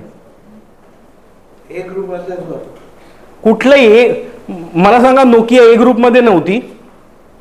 जगातल्या ए ग्रुप पैकी नोकिया होती. कोडॅक त्या काळात ए ग्रुप मध्ये नव्हती. काय बरं आपल्या सत्यम कम्प्युटर्स ए ग्रुप मध्ये नव्हती. सुझलॉन बिझलॉन वगैरे पण त्या याच्यात. आता भले काय रिन्युएबल एनर्जीनी चांगले दिवस येत असतील, बट एके काळातल्या खांदेपलट इतका इतका फास्ट होतो या काळामध्ये. It is business. शेअर बाजार म्हणजे इन्व्हेस्टमेंट इन बिझनेस. सो हा बिझनेस मोठा होत असेल तर माझे पैसे मल्टिप्लाय होणार आहेत. जो बिझनेस नसेल, त्या बिझनेस नसेल चालत, माझ्या शेअरची किंमत नाही वाढणार आहे. सो जर मी शेअर बाजारात गुंतवणूकदार होत असेल तर मला बिझनेस कळायला पाहिजे ना. बरेचसे लोक डे ट्रेडिंग करतात. ते काय, दे आर गॅम्बलर्स. अहो आमच्याकडे ट्रीटमेंट आहे शेअर ट्रेडिंग करणाऱ्या लोक. म्हणजे इट इज, त्यांना वाटतंय आम्ही प्रोफेशनल ट्रेडर्स होत, हे होत ते होत, पण त्यांचे पॅथॉलॉजिकल गॅम्बलर तयार झालेत. बर्वे सरांचा नंबर देतो आम्ही त्यांना.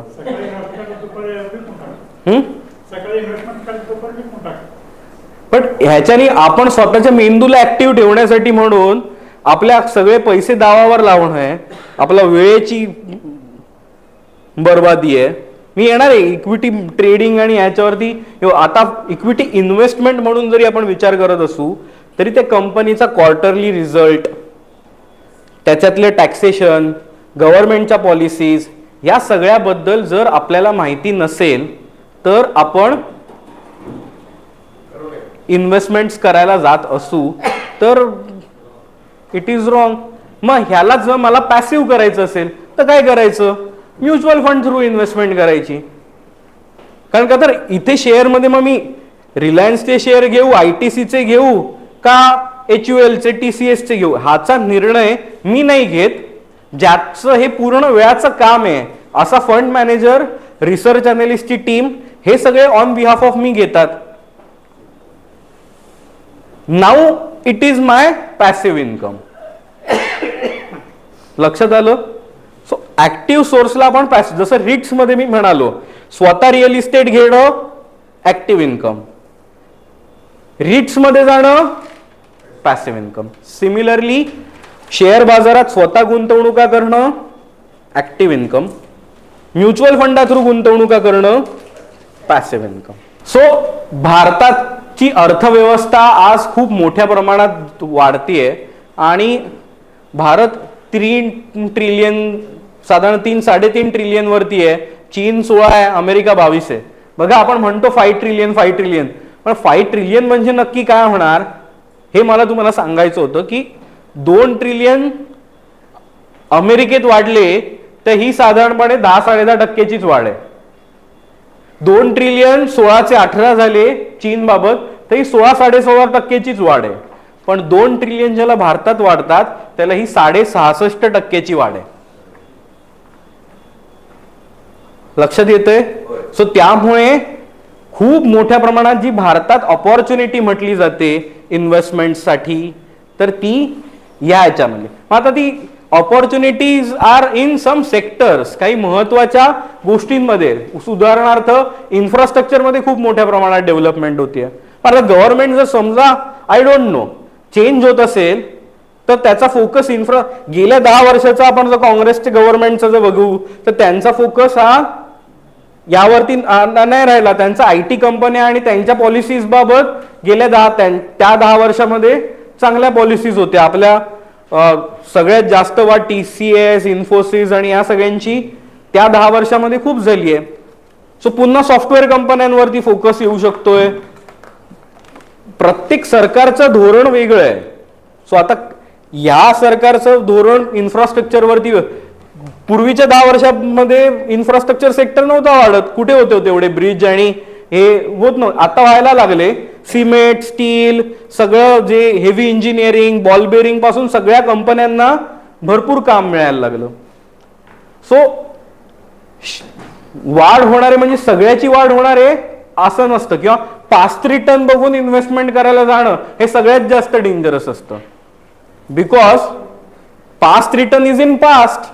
जसं कोविड काळात हे IT सेक्टर आणि हेल्थकेअर सेक्टर हे खूप वाढले, पण जसं त्याच्यातली वाढ आहे ती बघून वा हे बघा 32% रिटर्न देत आहेत. म्हणून ज्यांनी कोणी कोविड काळ संपल्यावरती IT सेक्टरमध्ये इन्व्हेस्टमेंट केली आणि तिथे रशिया युक्रेन वॉर सुरू झालं, त्यांचे पोर्टफोलिओ अजून 20-20% मायनसमध्ये आहेत. लक्षात घ्या, तुम्ही पास्ट रिटर्न बघून फक्त इन्व्हेस्टमेंट करायची हे एवढं सोपं नक्कीच नाही आहे.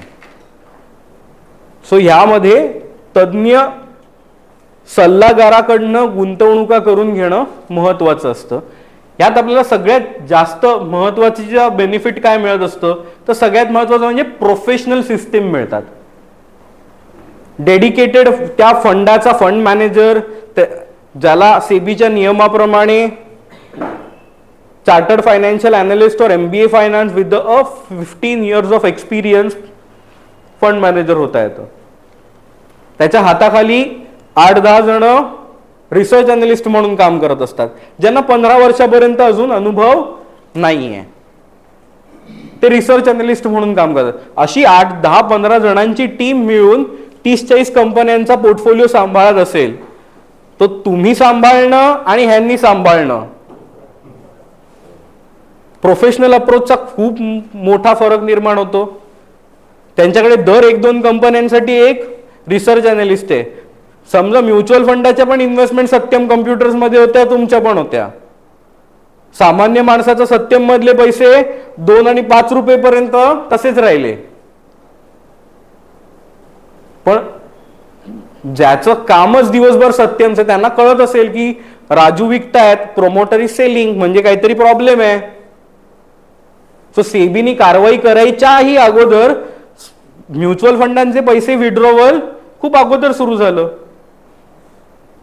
So that is why professional approach is very important. माझ्याकडे एक डॉक्टर आहेत ज्यांच्या 5 कोटीच्या FDs होत्या. त्या मी ट्रान्सफर करून गव्हर्नमेंट सिक्युरिटीज मध्ये घेतल्या आणि त्यांच्या ऑलमोस्ट आता 7-8 लाख रुपये तरी दर वर्षाला टॅक्स वाचायला लागला. आणि त्यांना हवे त्यावेळेला पैसे, त्यांचं उद्दिष्ट एवढंच होतं की मला कधी बघावं लागलं नाही पाहिजे, असे अकाउंटमध्ये पैसे आहेत, मार्केट बघावं लागलं नाही पाहिजे आणि पैसे मिळाले पाहिजेत. आणि मी बिझनेस क्लासनी ट्रॅव्हल करतो, मी अमुक करतो, मला वाटलं माझ्या मुलीच्या शेजारी फ्लॅट घ्यायचा तर मला घेता आला पाहिजे, असं त्यांना व्यवस्थित जगायचंय. म्हणून त्यांचं इक्विटी पोर्टफोलिओज आणि हे सगळे वेगळे होते. मला 5-1 कोटी असेच ठेवायचे म्हणून मी FD ठेवली आहे. म्हटलं हे FD आपण गव्हर्नमेंट सिक्युरिटीज मध्ये ट्रान्सफर करू, फक्त सेम व्याज दरात आले, पण जो टॅक्स कंपोनंट जो वाचला तो सुद्धा खूप ह्यूज आहे. त्यांचं एक बिझनेस क्लासचं तिकीट व्हायला लागलं त्याच्यातनंच. सो हा खूप महत्वाचा बेनिफिट आहे. Second is liquidity. तुम्ही तुमच्या 10 लाखाच्या FD मधनं 2 लाख नाही काढू शकत, 10च्या 10 लाख मोडावे लागतात. वेरॅज इकडनं तुम्हाला 10,000 हवे असतील तरी काढता येतात.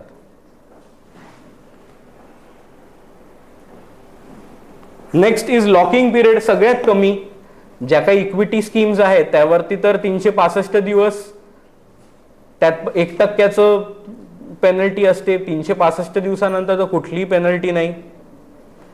काही डेट फंड्स आणि लिक्विड फंड्स जे आहेत त्याच्यावरती तर यावरची जी काय म्हणता येईल पेनल्टीज वगैरे आहेत तर त्या तर अगदी ओव्हरनाईट वगैरे पण आहेत. एक आज काढून तुम्ही उद्या पण काढलेत पैसे आणि त्यात तुम्हाला 750 रुपये काय वाढलेले आहेत, ते 750चे 750 तुमचे, कोणी एक पैसा पण कापून नाही करणार, असे देखील फंड्स आहेत.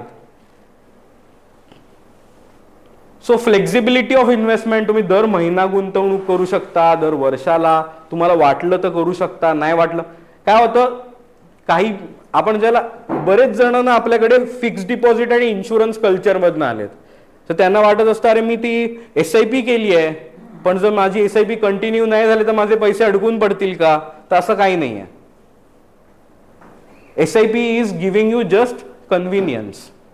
दर महिन्याला ठरवून मला इन्व्हेस्ट करायची गरज लागली नाही पाहिजे म्हणून मी SIP केली आहे. काही महिने मला वाटली थांबवावी तर थांबवू शकतो, माझे पैसे काही अडकून पडत नाहीत. So it gives us convenience and liquidity, flexibility. More returns. 7-8% महागाईला बीट करण्यासाठी जे मी सांगितलं 3 ट्रिलियनची इकॉनॉमीचं 5 ट्रिलियन होणार आहे, 66%. आणि तुम्ही गंमत बघा, आज 4-4.5 ट्रिलियनची इकॉनॉमी जपान आहे. जपानची लोकसंख्या आणि आपली लोकसंख्या, असे किती जपान आपल्या पोटात लपलेत. म्हणजे ऍट द सेम टाइम आपल्याकडे कित्येक जपान, जर्मनी, एक अख्खी अमेरिका, या सगळ्यांना आपण पोटात घेऊ शकतो, एवढी मोठी आपली इकॉनॉमीची साईज आहे. आणि आपला लोअर मिडल क्लास हा सगळ्यात मोठी ताकद आहे. कशी? कारण का आता आज जर तुम्ही म्हणाल तर बघा, तुमच्याकडे काम करायला येणारी बाई किंवा पोळ्या बनवणारी किंवा भांडी साफ करणारी, साफसफाई करणारी बाई, ही जी फॅमिली आहे, ही फॅमिली इथून पुढे खूप मोठ्या प्रमाणात खर्च करणार आहे, त्यांचं उत्पन्न खूप मोठ्या प्रमाणात वाढतंय. एकतर त्यांच्या घरात सगळेजण कामाला आहेत. आपल्याकडे कोणी 1-1.5 लाख रुपये एकटा कमवतोय, बायकोला म्हणतो तू घरी राहा, मी कमवतोय ना 1.5 लाख, तो इकडे आला 1.5 लाखाचा एकटा. हा झाला मिडल क्लास. आणि लोअर मिडल क्लास, भले हा कमवतोय, कुठेतरी ओला उबरची टॅक्सी चालवतोय, 30-40 हजार तो कमवून आणतोय. बायको सुद्धा जेवण बनवायची का 5-6 हजार रुपये घरटी 5-7 ठिकाणी जात असेल तरी 25-1 हजार ती सुद्धा कमवून आणते. ह्यांचा मुलगा सुद्धा काही MD ची तयारी करत बसलेला नाहीये, तो सुद्धा स्विगी झोमॅटोच्या ऑर्डर बिर्डर, बाईकनी टाक, दूध टाक, पेपर टाक, ह्या सगळ्या गोष्टींना हाच देखील 15-20 हजार रुपये कमवतोय. मुलगी सुद्धा ब्युटी पार्लरची कामं कर, मेहंदीच्या ऑर्डर्स घे, ती पण 15-20 हजार कमवते. हे सगळ्या जणांचं उत्पन्न मिळून पण 1.5 लाख रुपये, आणि त्यांच्याच घरात ही बाई पोळ्या लाटायला पण येते. सो इन्कम स्टँडर्ड वाईज दोघही जण सेम लेवलवर आलेत. आता त्यांना देखील वाटणार ना माझ्या घरी AC असायला हवा, मे महिना आहे, खूप उकाडतंय. गेटिंग माय पॉइंट? आणि हा वर्ग संख्येने खूप मोठा आहे.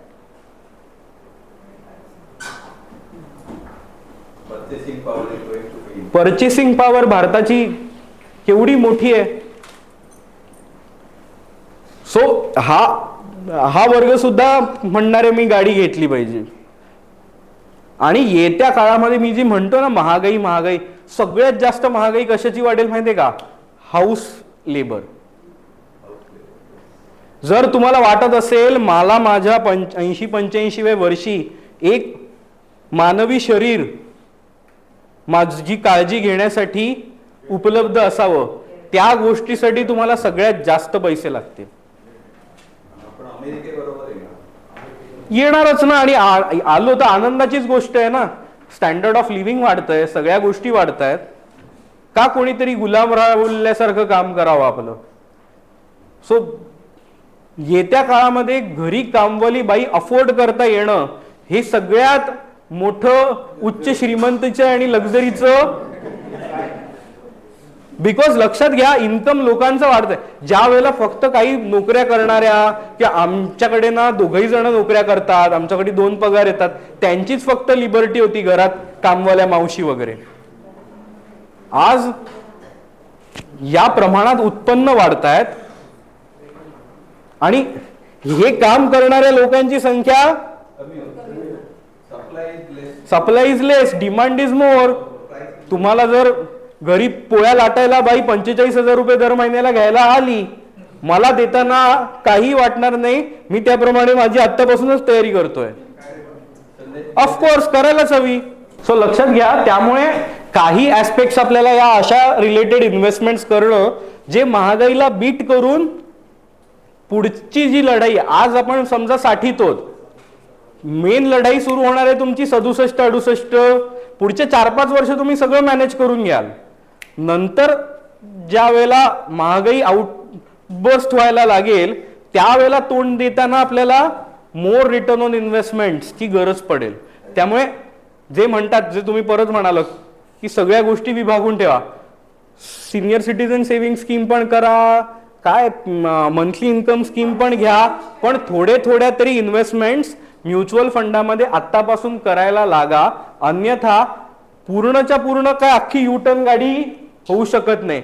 आता तुम्ही 5-10 लाख तरी ह्याच्यामध्ये इन्व्हेस्ट करायला लागलात, हळूहळू गोष्टी समजायला लागल्या, शिकायला लागलात, काय होतं हे नक्की, रिस्क म्हणजे काय, ह्या गोष्टी समजायला लागल्या, तर हळूहळू तुम्ही गाडी युटर्न त्यात घेऊ शकता. कारण का आता अजून 10 वर्षानंतर ज्यावेळेला मी कार्यक्रम घेईन बघा किती बदल होतो. मी म्हणालो सिनेमा म्हटलं की असं म्हणायचे लोक, आता कोणी सापडत नाहीये सिनेमा थिएटरमध्ये बघितलेला जुना. पुढच्या 10 वर्षानंतर एफडी करायला जाणं म्हणजे 2.5%वरती 3%वर जर एफडी आली असेल तर तुम्हाला सगळ्याच्या सगळ्या अनसर्टन गोष्टींकडे जायचंय. पण त्यावेळेला बीपी किती हाय लो होईल. पूर्णच्या पूर्ण सगळे पैसे त्यावेळेला ट्रान्सफर करायचे. सो त्यामुळे आतापासून हळूहळू म्युच्युअल फंड मध्ये 10,000 रुपये महिना गुंतवले तर त्याचा 20 वर्षासाठी तर त्याचा कॉर्पस पण साधारण 1.5 बघा काय depends on return on investment काय मिळत आहेत. होईलच असं नाही सांगू शकत, हजारो स्कीम्स आहेत. सो म्हणूनच हा महत्वाचा मुद्दा काय आहे तर यात अत्यंत महत्वाची गोष्ट अशी आहे. हॅलो सर सर सर अत्यंत महत्वाचा मुद्दा ह्यात असा आहे की fund manager doesn't know you की तुमच्या मुलीचं लग्न आहे का तुम्हाला आता नातच 15 वर्षाची आहे हे तुम्हाला नाही माहिती. सॉरी फंड मॅनेजरला नाही माहिती. त्यामुळे तो त्याप्रमाणे काही डिसिजन नाही घेणार आहे. But your financial adviser knows it. हे पैसे मी माझ्या नातीसाठीच ठेवलेत का हे पैसे माझ्या मुलीच्या लग्नासाठी ठेवलेत, हे पैसे मी माझ्या मेडिकल इमर्जन्सीसाठी म्हणून वापरायसाठी म्हणून ठेवलेले आहेत की हे पैसे माझ्या मुलाला डाऊन पेमेंट करायचंय आणि घर यायची वेळ येईल त्यावेळेला 20-25 लाख मला द्यायचे म्हणून ठेवलेत. ह्याच्या पर्पज वरती ठिकाण कुठे ठेवायचे हे बदलतं. लोक सांगतात काय बेस्ट म्युच्युअल फंड. अरे बेस्ट म्युच्युअल फंड तुमच्यासाठी बेस्ट असेलच असं नाही ना. क्रोसिनची गोळी उत्तम गोळी आहे की नाही आहे ना. पॅरासिटामॉल फॉर्म्युला टेस्टेड आहे, खूप उत्तम गोळी आहे. पण ताप आलाय, डोकेदुखी होतीये तर घेतली गेली, माणूस झोपला, घाम येईल, पुढच्या दिवशी त्याला फ्रेश वाटेल. पोट बिघडलंय आणि जर घेतली तर काय उपयोग आहे का. उत्तम मेडिसिन क्रोसिन हे त्याच्यावरचं उत्तम मेडिसिन नाही. सो म्हणून आपल्याला डॉक्टर असावा लागतो की कुठल्या आजारावर कुठलं औषध घ्यायचं. तसे 45 फंड हाऊसेस आहेत, हजारो स्कीम आहेत, ह्यातल्या तुमच्या नक्की कुठल्या तुम्हाला उपयुक्त कुठल्या हे कळण्यासाठी तुमच्याकडे फायनान्शियल प्लॅनर असला पाहिजे. अँड दॅट टू तुमच्याकडे फायनान्शियल प्लॅनर असा असला पाहिजे जो तुम्हाला कायमस्वरूपी सेवा देऊ शकेल. बघा तुमचे बँक अधिकारी आणि हे सगळेजण जे विथ ड्यू रिस्पेक्ट 2-3 वर्षच असणार आहेत. नंतर त्यांना माहिती असतं की मी या खुर्चीत नाहीये, त्यामुळे त्यांना काय 18%, 22% काही म्हणत मला नाही म्हणतायत असं. कारण का मला 3, 4, 5 वर्षानंतर पण तोंड दाखवायचंच आहे. सो फक्त टार्गेट सेल्सची टार्गेट असून लिहिलेल्या व्यक्तींकडनं सेल्स एजंटकडनं विकत घेऊ नका. व्यवस्थित फायनान्शियल प्लॅनर जे तुम्हाला दीर्घकाळात सेवा देऊ शकतील आणि सगळ्यात महत्वाची गोष्ट म्हणजे तुमच्या नेक्स्ट जनरेशनला पण सेवा देऊ शकतील. बिकॉज माहिती आहे मला मोस्ट ऑफ लोकांच्या जे इन्व्हेस्टमेंट आहेत ना आमच्याकडे ते त्यांच्या पिढीत वापरणार, त्यांच्या जनरेशन वयातीत वापरणारच नाही आहेत. त्यांची पुढची पिढीच येणार आहे क्लेम करायला. पण ती कुठेतरी US मध्ये लंडन मध्ये सेटल्ड आहे. मला सांगा तुम्ही जर 4 फ्लॅट घेऊन ठेवलेत आता ते त्यांच्या नावावर ट्रान्सफर करायचे, किती कटकटीचं काम आहे. 10 बँकांमध्ये एफडी आहेत, काढून घ्यायचे आहेत, किती कटकटीचं काम आहे. वेरच माझ्याकडे 12 जणांची टीम आहे हे सगळं करण्यासाठी आमच्याकडे. आणि हेच जर उत्तम सेवा तुमच्या मुलांना पण दिली घेतल्यावरती त्यांना पण प्रश्न असणारच आहे की हे पैसे कुठे ठेवायचे. So even we want good clients. So ते सगळी सेवा उत्तम दिल्यानंतर पैसे पण इन्व्हेस्ट करायला आमच्याकडेच ठेवतात. सो सेवा उत्तम मिळते. आय एम नॉट सेईंग माझं म्हणणं आहे कुठल्याही वेल क्वालिफाईड फायनान्शियल प्लॅनरकडे जा, माझ्याकडेच या असं माझं अजिबात म्हणणं नाही. तुमच्या ओळखीत उत्तम वेल कॉम्पिटंट फायनान्शियल ऍडवायझर असेल you can do it with them. पण त्यांना टाळून मीच स्वतः करतो तर ह्यात असे अनेकांचे पैसे अडकून पडतात की मुलांना माहितीच नसतं कुठून कुठे इन्व्हेस्ट केलेले आहेत, आणि अनक्लेम्ड इन्व्हेस्टमेंट म्युच्युअल फंड हाऊसेसकडे पण खूप आहेत DIY केलेल्या लोकांचे. सो डू इट युअर सेल्फचे असे अडकून पडलेले 10 जणांकडे कुठेतरी घेऊन ठेवलेले बसतात, अमुका डिस्ट्रीब्युटर, दुसरा, तिसरा, चौथा, काही हरकत नाही 2-4 जणांकडे, पण ते टेस्ट करा की कोण सगळ्यात जास्त सेवा व्यवस्थित देतो, कोण मला ऍडवाइस वेळच्या वेळी व्यवस्थित देतो, कोणाकडे सक्षम टीम आहे. असं करत हळूहळू ते एकक केंद्रित आणा. अदरवाईज 10 जणांकडनं पैसे आणणं becomes very tedious for the next generation. So दर महिना पेन्शन सुरू करण्यासाठी फार interesting plan is systematic withdrawal plan. You can say mutual फंडातनं पेन्शन. सो हा मी एक 50 लाखाचा माझ्याच एका क्लायंटसाठी तयार केलेला प्लान होता, ज्यावरती आम्ही पकडले की 15% रिटर्न ऑन इन्व्हेस्टमेंट त्यांना मिळत जाईल, आणि दर महिन्याला ते 25,000 पहिले काढतायत, 25,000ची पेन्शन आहे. 3 वर्षानंतर ती इन्क्रीमेंट होऊन 50,000ची झाली आहे. सो अॅन्युअली 6 लाख काढायला लागले ते. लक्षात येते जशी जशी त्या उत्पन्नामध्ये, आणि ह्यात त्यांची इन्व्हेस्टमेंट 50 लाखच राहत नाहीये, ती देखील वाढतीये. काढून 25,000 वापरून 3 वर्ष सुद्धा त्यांची इन्व्हेस्टमेंट ज्याला 65 लाख झाली, त्यावेळेला 50,000 ते दर महिन्याला काढायला लागले. आणि असं करत करत 10व्या वर्षी त्यांनी 80,000 रुपये दर महिन्याला घेत असताना त्यांची 50 लाखाची इन्व्हेस्टमेंट पण 1 कोटीची झाली. So this is a indicative model. ह्यात 15% रिटर्न आणून देण्याचं पण काम करायचंय, आणि त्याच्यासाठी म्हणून फक्त तुम्हाला बियाणं देऊन चालत नाही. त्या बियाणावरती शेती व्हायला हवी, त्याचे तण काढणं आहे, किती कुठे फर्टिलायझर वापरायचं ते आहे, किती पाणी द्यायचं हे ठरवायचंय. अशा प्रकारे एक एक गोष्टी करत गेल्यावरती ते 50 लाखाचे पण 1 कोटी होत आहेत.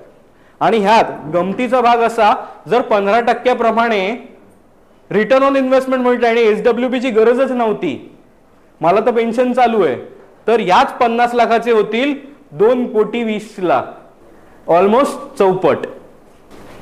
सो ज्यांना पेन्शन सुरू करायची आहे तर त्यांना हा पर्याय आहे. ज्यांना हेच पैसे छान प्रकारे पुढच्या पिढीला द्यायचेत तर दुसरा पर्याय आहे. तर बघा, हा विषय पण तन्मयतेने शिकवण्याचं माझं मूळ प्रेरणा काय माहितीये का, मला माझ्या आजोबांची खूप आठवण येते. का त्यांनी त्यावेळेला अशा काही गुंतवणुका करून ठेवल्या. आज माझे आजोबा पण नाही आहेत, आजोबा म्हणजे आईचे वडील, माझे आजोबा पण नाही आहेत, आई पण नाही आहे, पण त्यांनी म्हणजे त्यांनी त्यांच्या मुलीच्या नावाने करून ठेवलेल्या इन्व्हेस्टमेंट्स, आणि ह्या ज्या काही माझ्यावरती आल्या त्यामुळे मी असे डिसिजन घेऊ शकलो ना की मी माझं मॅनेजमेंट झाल्यावर नोकरी नाही करणार, मी काहीतरी असे रिटायरमेंटचेच प्रोग्राम घेऊ शकतो. नाही तर कुठला नॉर्मल मुलगा 23व्या वर्षी रिटायरमेंटचे प्रोग्राम घेतो. आपण करतो की आपलं मार्केट वाढतच जाईल. हे this is what where financial प्लॅनरचा रोल ठरतो. आता बघा काय होतं, when we are doing investment with our client, आता जसा जसा मार्केटचा PE वाढत जातोय, what we do is we shift some amount in debt funds. मग त्याच्यानंतर इलेक्शन, आता काय वाटतं लोकांना, सगळं इलेक्शन नंतर सगळं ग्रीन ग्रीन, तोपर्यंत ऐका ना, पण तो मेंटेन ऍव्हरेज होतो ना, त्या क्षणाला तुम्हाला ज्या वेळेला मार्केट 20% मायनस जाणार आहे त्यावेळेला तुम्हाला +6% मिळाले त्या वर्षात. So it's a big achievement. Next इयरच्या ज्याला मार्केट डाऊनफॉल्ड आहे त्या ह्याच्यामध्ये परत आपण खालच्या रेटमध्ये इन्व्हेस्टमेंट केली गेली. हे सगळं कोण करत असतं, हे तुमचं फायनान्शियल ऍडवायझर तुमच्या बरोबर बसून या गोष्टी ज्याला सॉर्ट आउट.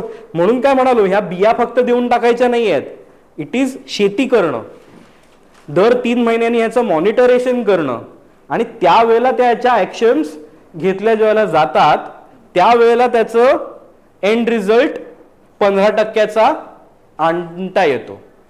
इन माय हे तर रिटर्न ऑन इन्व्हेस्टमेंट तर ऍक्च्युली मच हायर दॅन 15% मिळालेत, पण कॅल्क्युलेशन पॉइंट ऑफ व्ह्यूने आपण विचार केला तर 15% इज रिअलिस्टिक आहे. It's a realistic. नक्की 100% होऊ शकतं. हाय पिकलाय डाऊन झालं तर मग तर लक्षात घ्या, मार्केट हाय पिकला आहे हा आपण समज. मी ज्या वेळेला शाळेत होतो त्याला मी 6,000चं मार्केट बघितलंय. माझ्या वडिलांनी वगैरे 3,500चं बघितलंय.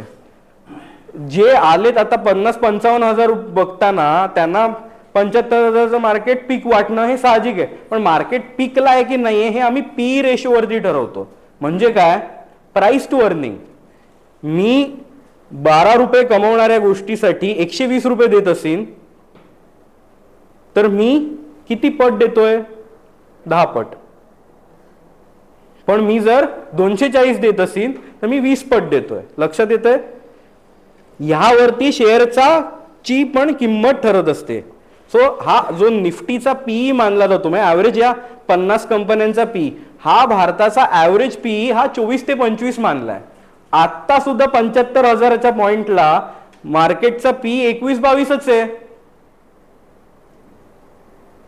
आणि दॅट टू मी जे म्हणतो 21-22 हा कॅल्क्युलेटेड कुठल्या इयरच्या अर्निंगवर आहे, जे गेल्या वर्षीचे जून-जुलैमध्ये कळलेत. जसं या जून-जुलैमध्ये आकडे कळतील कंपन्यांचे, जर कंपन्यांचं उत्पन्न आणखीन वाढलेलं असेल तर बेंचमार्क अजून वरचा सेट होतो.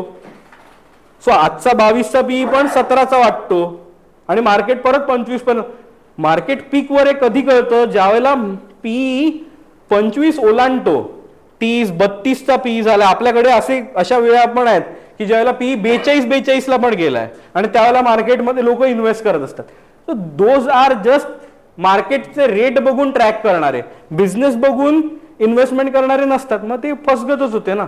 So this is not a investment की ज्याच्यात तुम्ही घेऊन विसरून जा.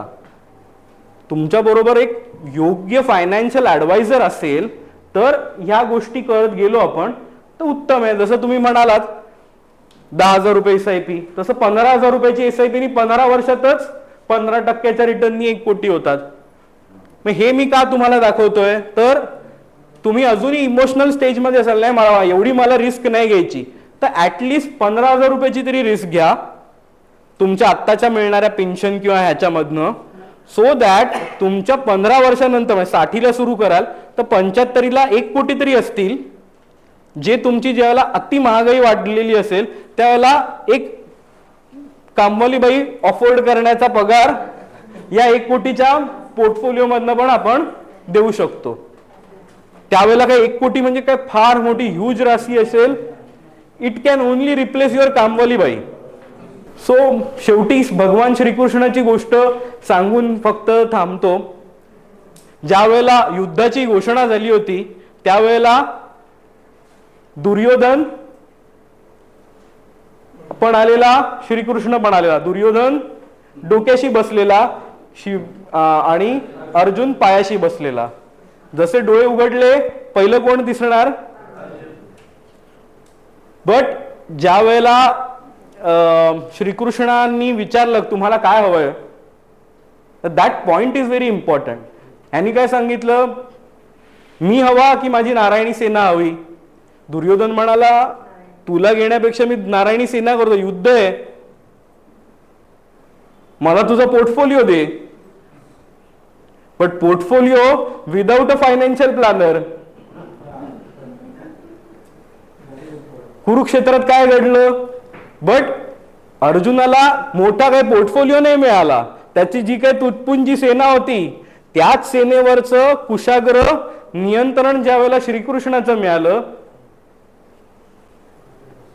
जे काय घडलं कुरुक्षेत्रावरती ते आपल्याला पुढचं माहिती आहे. The same story applies to your financial planning as well. तुमच्या सोबत किती उत्तम फायनान्शियल प्लॅनर या जर्नी मध्ये आहे हे यावरती बऱ्याच गोष्टी ठरतात.